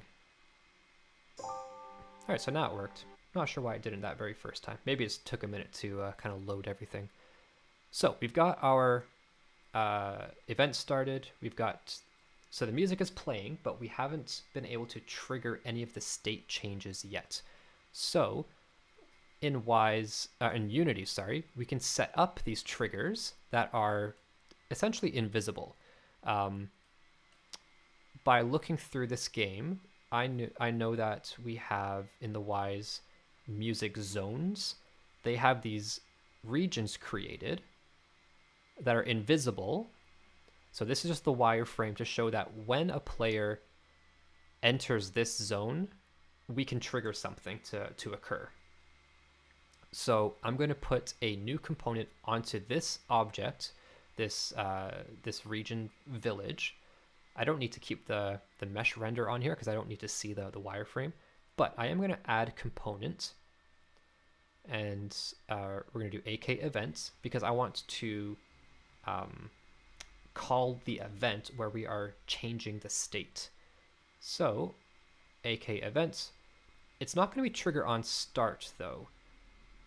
It's going to be trigger on AK trigger enter, because when I'm entering the trigger, we want it to send or post the event. I think that's the official term is posting the event to Wwise. So no event is currently selected. So let's select our Zelda exploration. So now when we enter the trigger, it's going to set the state to Zelda exploration. However, we haven't. The issue is that we have a ton of collisions happening with this already. So we need to specify that only when the player enters, it should trigger this event. So we need to add a new component called AK trigger enter, so that we're specifying only when the player enters will it actually trigger, because we don't want it to trigger for any reason or for any random reason. We want it to be specifically when the player enters. So it's going to save because my computer might just crash at any time. Now we'll start up the game. We will hear our ambient music starting.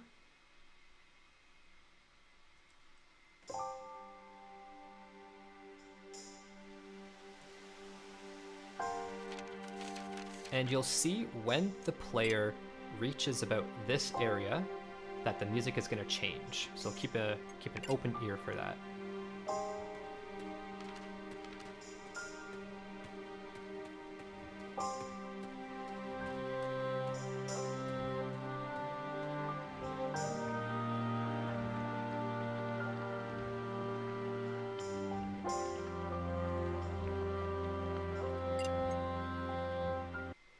And that worked perfectly.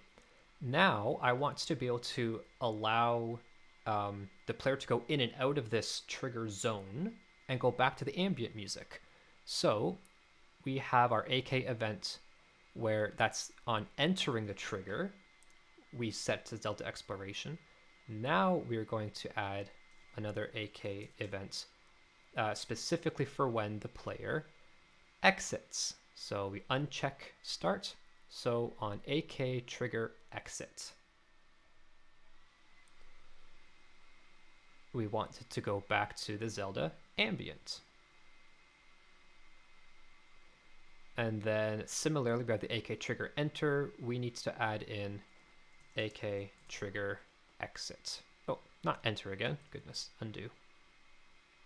AK trigger exit, specifically when the player exits. So now let's test that out. Taro, yeah, I have to get into Wwise. It is a game changer. Like, it is so much fun. It opens up a ton of possibilities for how your music and sound effects will work in the game. And it just, as a composer, it puts you in the right mindset. You know what's possible, and you know what their devs are looking for with game music. So, yeah, makes a huge difference.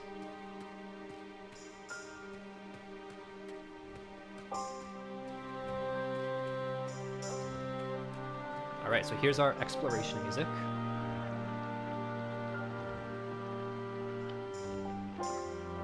And we're gonna exit the trigger.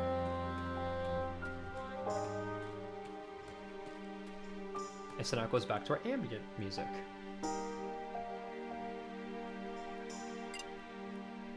So again, ideally what I would have done is slice up the stems so that they don't just fade out awkwardly in the middle of a phrase, but they actually end at certain points, so that it sounds a bit more musical. I suppose in theory I could go back into the Wwise project and set up custom cues to indicate when I would want it to do that. So I might do that if there's enough time at the end. I'm going to finish up in about 50 minutes, 50, not 15. So we've got this one working now. Let's get the combat one set up properly.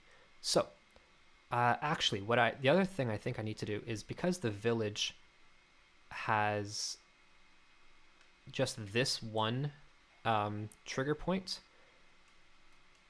I need to also set up one for the woodlands, because there are no enemies in the village, so we're not going to get into any combat, but the woodlands has its own trigger point as well. So what we'll do, to save time, am I able to kind of multi-select? Probably not. Okay, that's fine. Let's just go into the woodlands and power through this. So we need trigger enter, trigger exit, and 2 events. AK event, AK event. All right, so trigger enter, again, is just the player object. Trigger exit is just the player object. And then our AK event on trigger enter, we want it to play still the exploration music. And if we are exiting, we also want it, to go back to, what am I looking for? AK trigger exit. We're exiting, we want it to go back to the ambient music. All right, let's save and just test this out. Let's make our game screen a little bit bigger.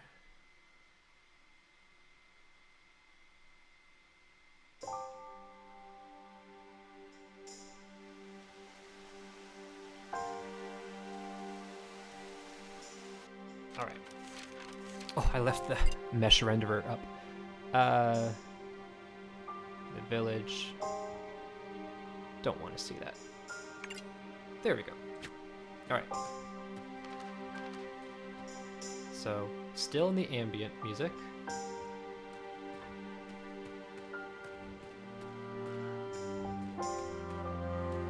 Now we've got the exploration. Alright. I need to kind of skip ahead. There we go. Alright. Let's break through these boxes. Ah! What's going on? There we go. Come on. There we go. Oh, where is our exploration music?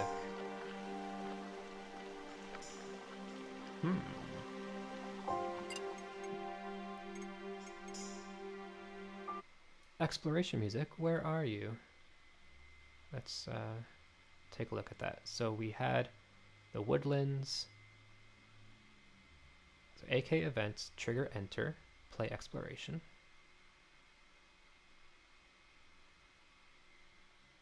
Trigger exit is player, enter is player.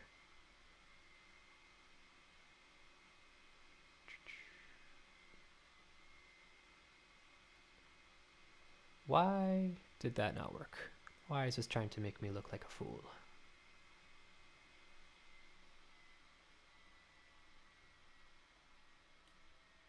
So it is mesh render, the collider, it is a trigger. Maybe I need to rearrange these? Is it not liking?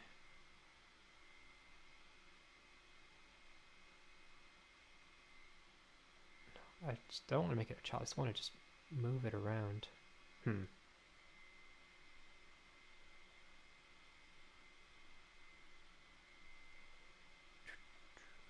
What is going on here? It worked for the village. Why is it not working for the woodlands? AK trigger enter. Oops, where'd we go? Here, exit.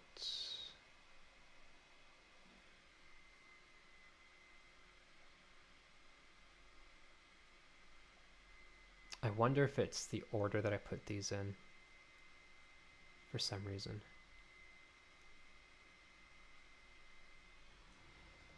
I mean, worst case scenario, when we get into the combat anyways, it's going to override, so we don't necessarily need the exploration music. I can always look into that later. I want to get the combat one working, so let's just leave this. Maybe if I randomly try it one more time, it'll work. Who knows?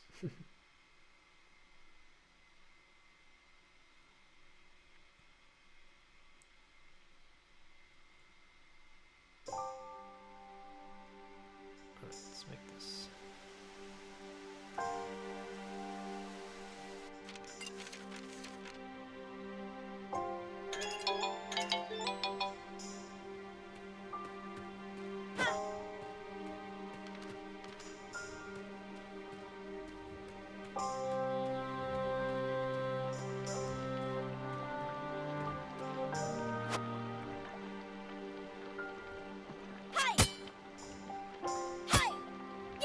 Come on.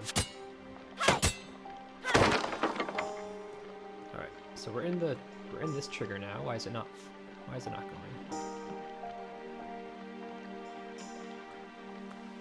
Okay, whatever. So, as we go through here, now we have an enemy pop up. So what we want to do is when that enemy appears, we want to trigger the combat music. So if we go back into Wwise, what we can do is in game syncs, we can set up what's called an RTPC. So that can track kind of live data and use that to influence the game state, different volume levels of items. So let's set up in our game parameters, Zelda RTPC. So RTPC stands for real-time parameter controller. And so this game parameter we're going to call enemy distance. Depending on the size of the game and what kind of units are being used to be the base measurement, these could be very high or very low, essentially. In this game, I know that I want the maximum range for this RTPC to be 25, and so I want the default to also be 25 to say that when this RTPC is first loaded, I'm going to be as far away from the enemy as possible, because only when I get closer to the enemy, it'll start getting closer to 0 to indicate the kind of distance between the two objects. So I also want to set up this interpolation called a slew rate. So this is how quickly the RTPC will actually affect the game parameters, such as volume. And that's what I want to use for this one. Actually, yeah, I don't even need a combat state now that I think about it. I need the combat music is always going to be playing, but it'll be at a low volume until I approach an enemy. So I don't even need a combat state now that I'm saying it out loud. So the release, I want nice and slow, and the attack will also be relatively slow, about 10 units per second. This is, again, you'll kind of see how it gets affected during the gameplay. So this just means that the attack is going to be a little bit slower than the release. It's going to be pretty quick. Or sorry, the release is going to be very slow, 3 units per second, whereas the attack is going to be 9 units per second. So it'll move faster than the release does. And I hope that makes sense when we actually look at this in action. So if we go back to our gameplay, our Zelda gameplay music, we can take a look at our volume levels. So with combat, I want this to be controlled by an RTPC. So I'm going to put in my first item here, the voice volume. So the volume of this layer is going to be controlled by the enemy distance. So I need to actually invert this, because what this is going to mean is, come on, get out of there. So if I start far away, the volume is going to be negative 200. So it's very, very quiet. Basically, you can't hear it. But as I get closer to an enemy, as that distance gets smaller, the volume is going to get louder. So what it'll sound like if we go into if we start just playing the music, let's pin this and play it. I said pin it and play it. Why is it not playing?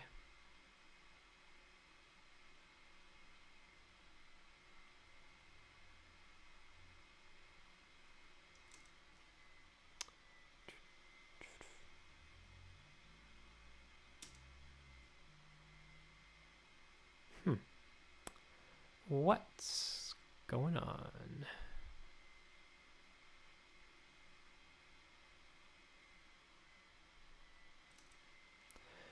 This is very strange. Why is it not playing anything?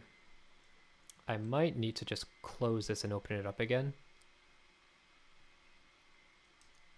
Let's try. Come into here.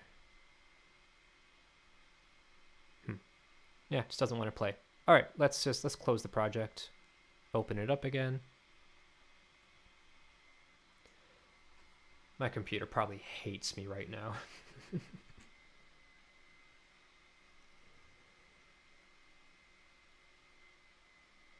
Okay, ambient. Okay, so it's playing, but I don't hear anything. Why do I not hear anything?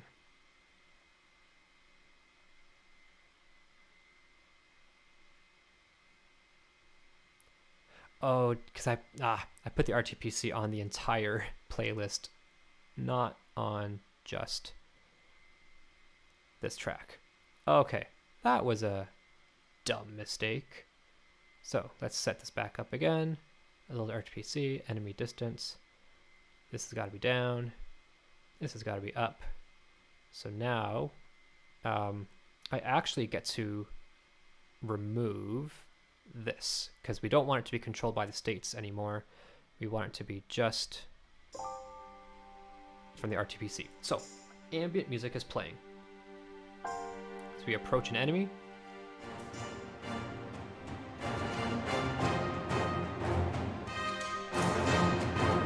it goes up.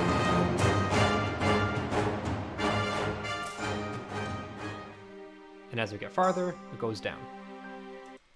So I'm going to put a nice little S curve on this, so it has a bit of a slower start and it peaks a bit quicker. So if we play that, go back to our RTPC here.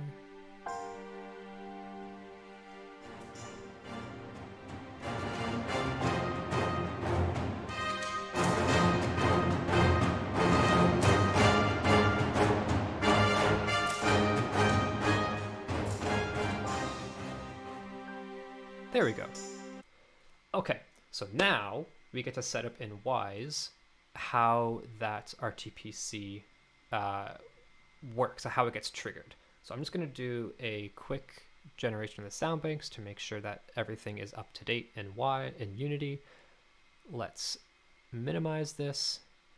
So now this is where we would need to get into some scripting, because the RTPC stuff can't just be a simple predefined component. This one I do have to do a bit of scripting. So what we will do is look for the player object, and we're going to add a component. This is going to be called distance to enemy RTPC. Oh, I do actually have one in here already, but I'm going to create a new one just for you guys. So Zelda distance to enemy. Oh, it's not going to like the underscore, is it? So we'll create a new script, create and add. All right, so now we need to open up the script, and we'll actually put in some of our information. I'm, again, for the sake of time and for the sake of my memory, because I don't have absolutely everything memorized with these, I do have the script already saved in OneNote for myself. So I'm just going to copy this in, and I'll explain what each component does. I won't be able to fully recreate this like from scratch, but it hopefully I'll be able to explain it in a way that makes sense.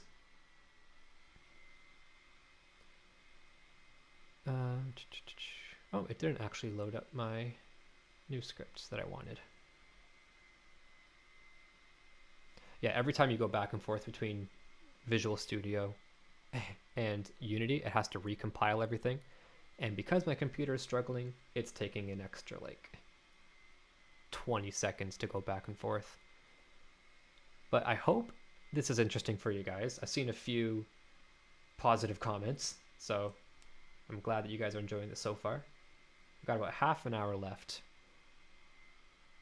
Wow, that was the longest I've ever had to wait for that. 30 whole seconds. So, distance to enemy. Here we go. So, in C# scripting, we have a ton of stuff in here. This is the actual name of this script. So I need to update this, or this is the name of the class, but it has to match the name of the script. So I'm going to rename this to Zelda distance to enemy. I know I need to change this to creature just because of the way that the Wwise adventure game is set up. It needs to look at the creature script, which is attached to all the enemies. The target tag I'm going to fill in the inspector. This public AKWise RTPC distance to target is what's going to be sent to Wwise to inform it on how far I am from the enemy. And this distance to target is the variable that will actually hold that information. The game object is going to be pulled from the target objects, which is the game objects with the tag target tag. And this target tag I'm going to fill in the inspector. So it'll make more sense as I actually put this in. I just wanted to explain what some of this means. So the start with C# script, start means when it's first loaded, it will do this thing. So when we first load up the game, it's going to find the target objects by looking for all game objects with the target tag, which will be enemy. So in theory, sure, I can just type this in here so it'll pre-populate in the inspector to be enemy. And then void update is every frame. It'll run this script within these curly brackets. So every frame, it's going to do a float number, which is basically any number with a decimal. The minimum distance, it's going to do some math, the math point infinity.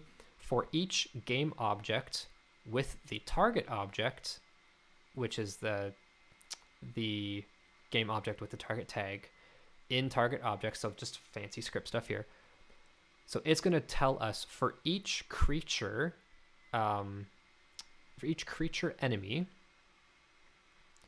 the target object, we're going to look for the creature script. So if the enemy is not null, which I don't really know what that means, to be honest, and the enemy health is greater than 0, so it's not dead, it's going to float the distance, which means it's going to tell us the distance from the player to all those enemies, and it'll only give us the minimum distance. So it'll tell me the closest enemy of all the enemies that may be around me, and it'll send that value to Wwise as an RTPC. So all this to say, if I'm at a point in the game and there's an enemy way out here, it'll tell me the distance between that enemy. It'll tell Wwise, the distance between those enemy, that enemy. If we have 3 enemies, it'll tell me which one is the closest. And then in Wwise, it takes that value and applies it to the RTPC, which is affecting the combat volume. So I hope that all made sense. Super condensed version and possibly inaccurate explanation of some of those points. But this is how I've been like hack and slashing my way through this, is with putting this into ChatGPT, saying, what does this mean? And it tells me information. So we've got this saved. So let's minimize. It's going to compile the script and tell me if I made any mistakes. It'll give me any errors. I'm really hoping that there aren't any errors because I don't want to spend too long troubleshooting if I made a mistake. What is it? Otherwise, add the new keyword. What? Hides inherited member creature start. Uh-oh. That's not what I want to have to deal with right now.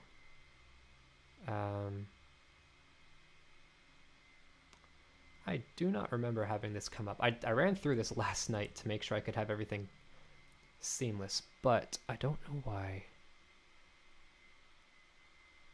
it's coming up here for me, which is not good. So I just want to scan through. So I know I had to update creature here. I had to update creature there. Get component creature.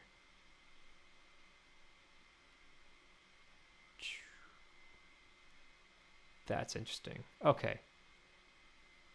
Because I don't remember seeing all of this. It should have just been those. All right.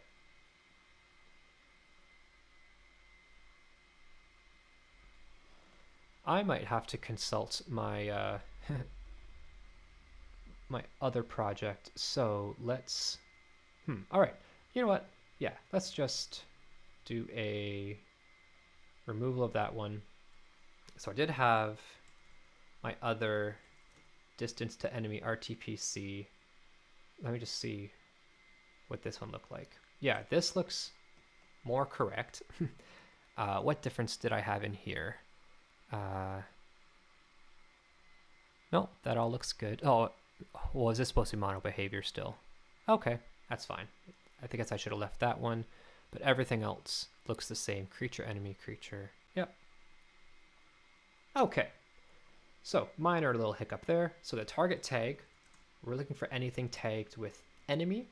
Then the distance to target, RTPC, is going to be sent to Wwise for enemy distance. So select OK, do a nice little save. And here it's going to be really cool if this worked properly, if we can watch both screens. So let's bring this over, increase our game window. And then in here, I want to make this a floating window.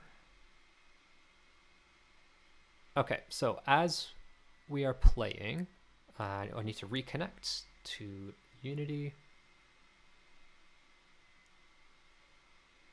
All right, so this global is going to be the RTPC that gets affected by the actual gameplay. So let's start up our game.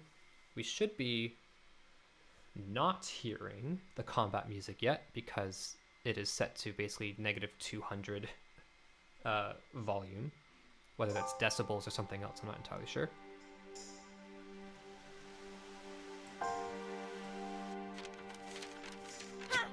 Okay, and let's give myself a sword. Hi.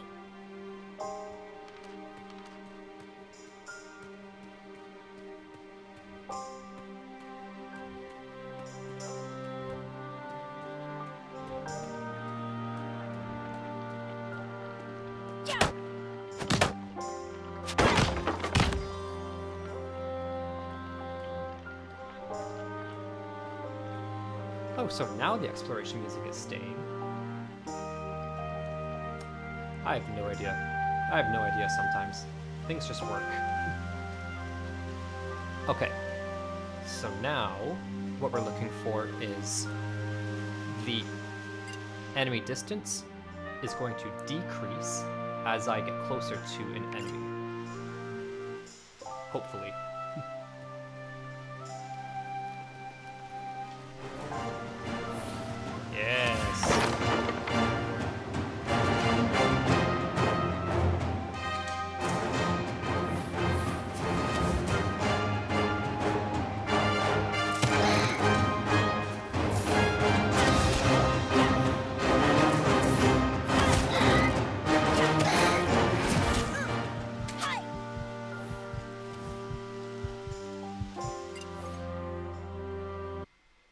goodness, my computer struggled with that.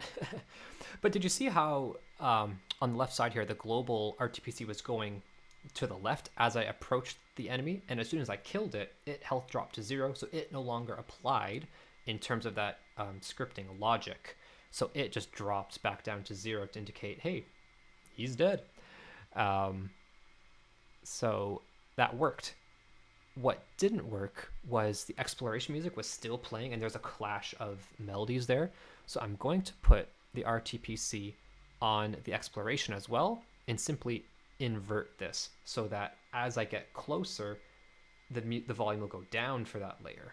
So let's do that. Let's go to exploration, RTPC, voice volume,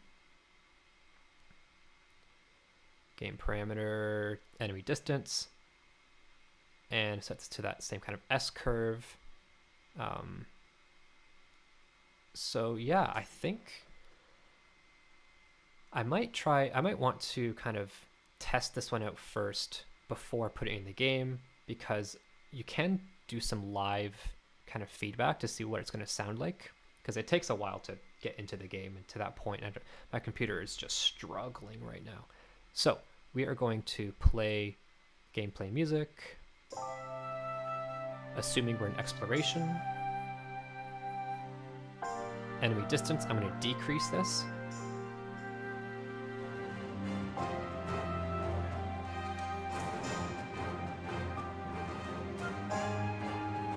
So you see right there, as I'm testing it out, I can see that there's, like, I need the combat music to either start sooner, start more loudly, or the exploration music has to fade out faster. So let's see which one is going to be best. So with the combat, I kind of want it to start a bit sooner. So maybe we'll take the S curve. What if we did more of a just logarithmic? I mean, I can always add in additional points if I really want. So let's try this. So it starts a little bit sooner. A lot of this is come down to experimentation, quite honestly. Maybe I don't need this point after all.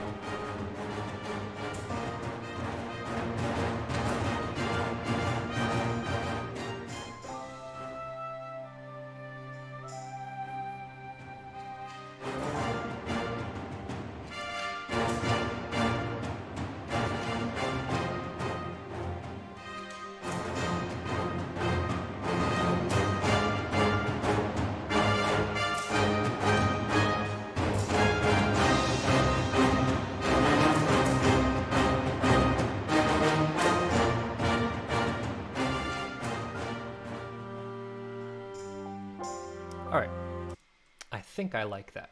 So let's just save, regenerate the sound banks, and let's hear how that sounds in game. Let's make our game screen a bit bigger.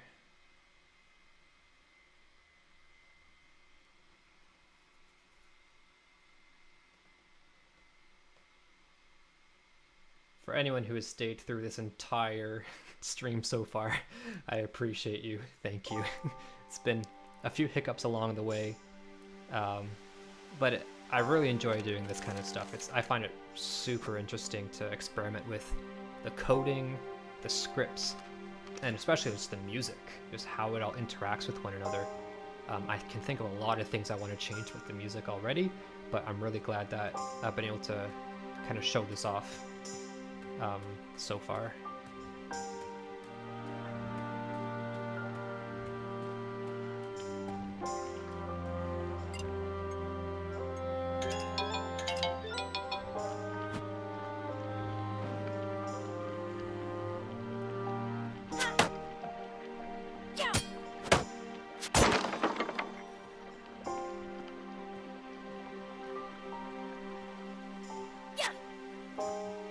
And so now the exploration didn't come back.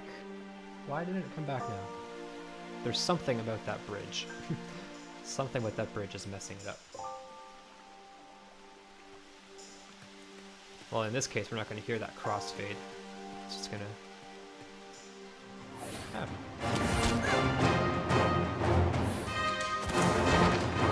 That was way too long.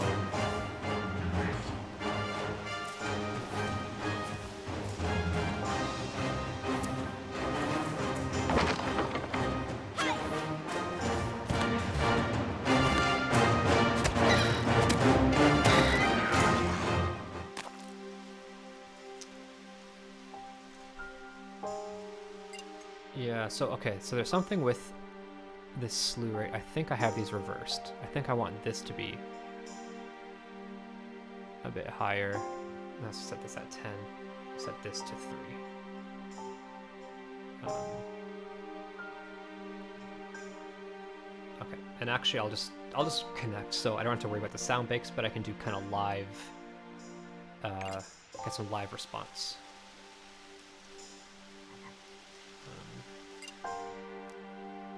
Alright, let's bring this back over.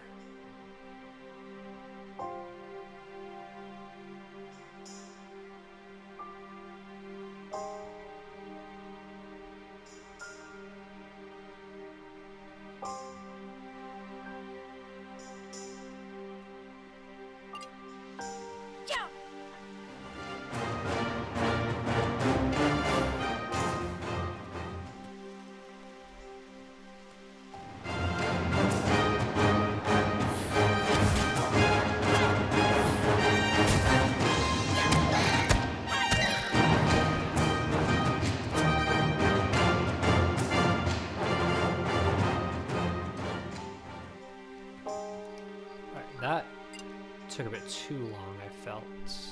So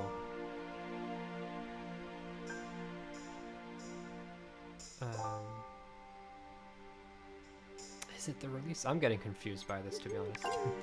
Which one it's...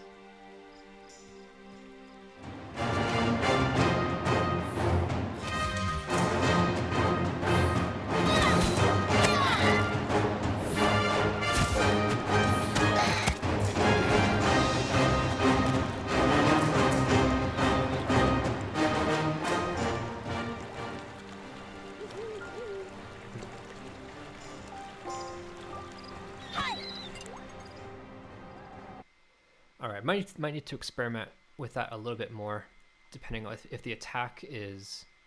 I thought the attack was it going up. Oh, actually it is. Yeah, the attack is as value increases. So maybe I do want this one up at like 6. And the release... I'm going to pull that back down a little bit. Okay, let's try that one more time. Let's reconnect. And jump back into it. I really want to know why the exploration state is not getting triggered with that bridge. That's bothering me a bit.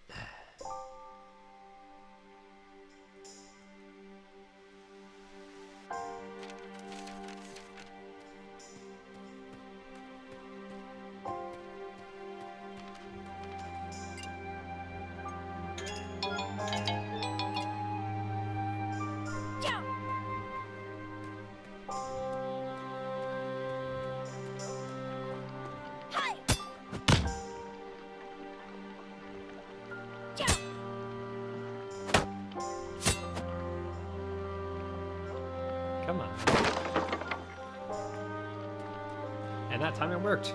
I don't know, guys. It's weird.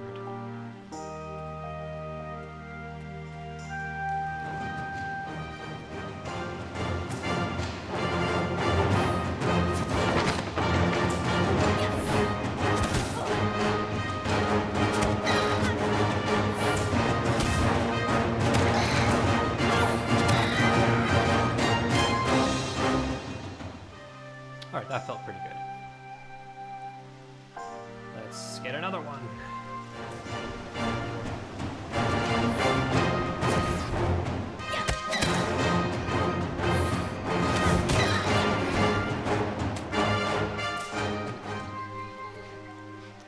Okay, the only issue I'm having is it feels like it starts actually a bit too early. Like the enemy hasn't popped up yet. So maybe let's put in one more little bit like that. So now let's test that out.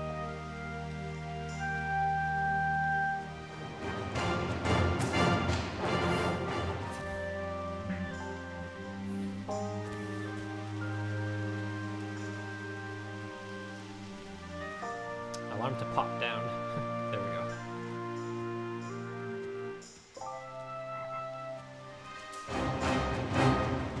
Get better.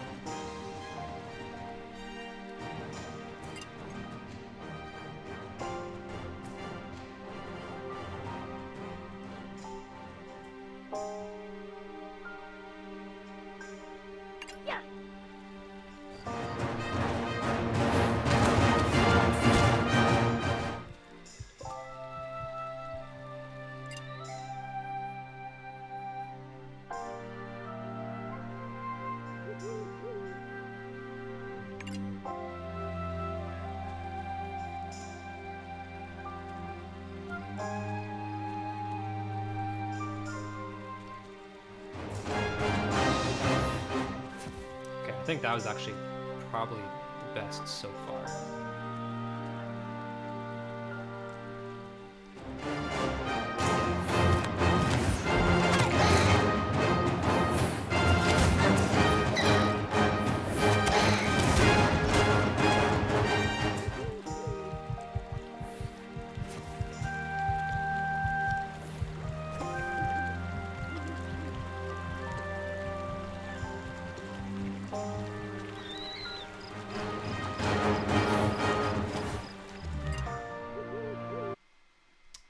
I say that works.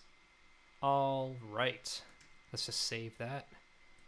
Save this and thank my computer for not dying on me during all that, because oh man, that was a lot for my computer to handle. All right, I am almost done. There are a few things that I would want to revisit on this. As mentioned, in Reaper, I would want to cut these up a little bit more so that I could do more natural changes, so that it would play this kind of melodic line, then have a natural reverb tail instead of awkwardly fading out into the next one. But for now, I think that was a good start. Something I could do in Wwise right now, if I really wanted to, which maybe I have 9 minutes. Yeah, I can demonstrate this. In the music segment, I could go through and look for custom cues or cue points that I want to use. So these are basically every 4 bars, I think, is what I have, just musically speaking. So bar 1, 2, 3, 4. So I have 1, 2, 3, 4. And then on bar 5, I can add a custom cue. And then bar 9, add a custom cue. 13, custom cue. 17, 21, 25, 29.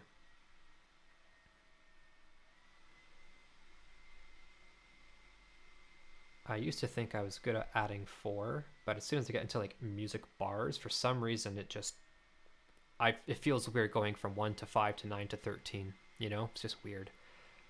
So then in here, what I can do is on those state changes, so Zelda states, gameplay states, there is, or no, where is it? Where are these state changes? In audio, in the actual item itself. So the change occurs at. So instead of having it to next beat, I can have it set to the next cue, so that if I trigger that event on bar 11, that's in the middle of a musical phrase. So instead of switching then, it's going to wait till we get to bar 13 and then trigger the musical trigger the change, so I can at least finish up that musical idea. This is like halfway to what I would really like to do, where it's still going to awkwardly fade out. We're not going to get just a natural reverb tail, which is what we would get if I was carefully slicing up these sections into 4-bar chunks so that it could very naturally switch back and forth between them. The biggest thing that would give me trouble would be the strings, because I'm trying to do a pedal point, so as soon as I end it, it's going to have a fade out, and then it's the attack that's going to really kill me, where I'm trying to get it to attack back in. I could make it work, it's just I won't have time to do that in the next 7 minutes. So this is going to be a nice kind of happy medium, where if I save this, or actually for exploration, I need this also on the next cue. Let's save that. Generate sound banks just to be safe. But all I have to do is really just reconnect to the game.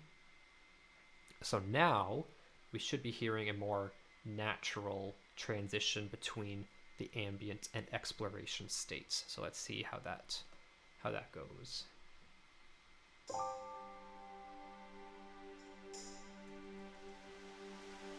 And the combat is going to be irrelevant because that's from an RTPC, just adjusting the volume. That won't be changing on the beat. That's just going to be when it happens, which is fine. So let's hear how this goes now.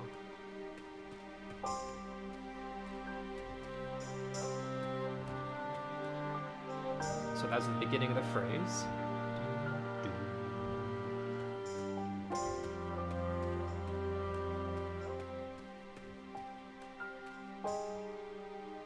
So that kind of worked. Again, it was an awkward fade out, but it was a bit more in sync. Or was it? Now I'm not so sure, to be honest. Didn't really feel like it changed at the next cue.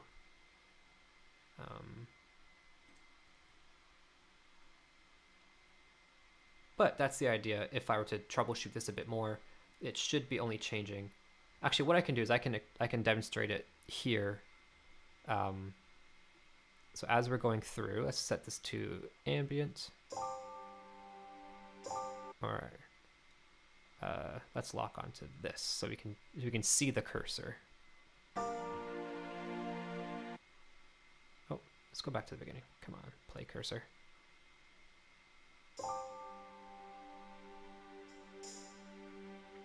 So I change. It went instantly. It wasn't supposed to do that. It's supposed to change on the next cue.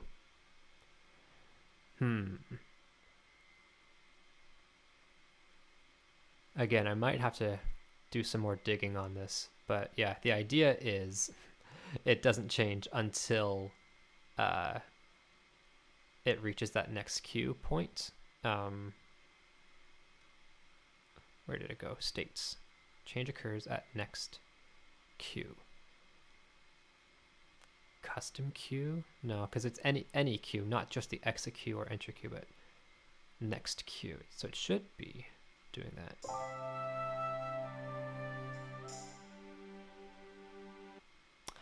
Oh well, I'm not going to spend too much time figuring that out, but that is again just some of the capabilities of Wwise and Unity integration. I'm glad that some of you have stuck around this whole way through. I'm sorry for the video choppiness.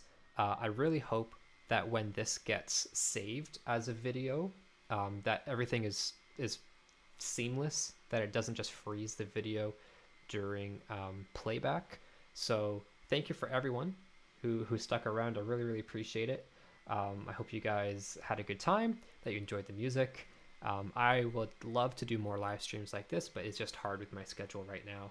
So I'll be trying to post some more videos of doing this, and probably those will just work better because I won't have to worry about live streaming. I can just let my computer have its freakouts and not interrupt the live stream. So thank you again, everyone. I really appreciate anyone who's checked out this video.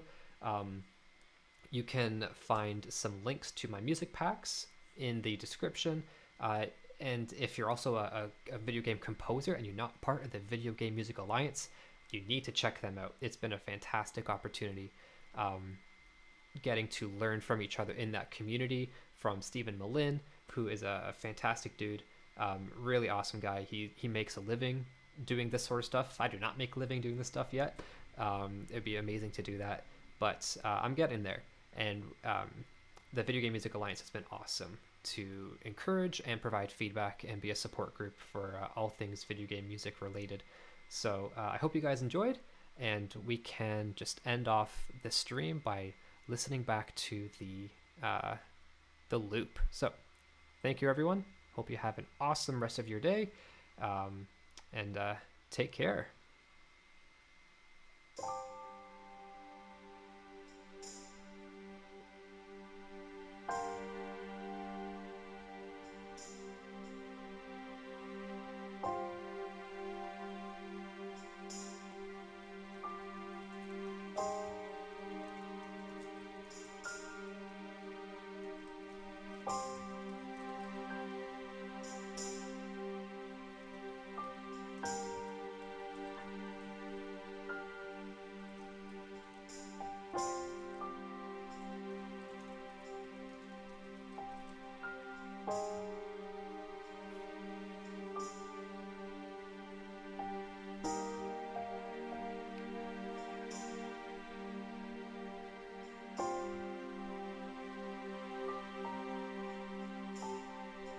Bye.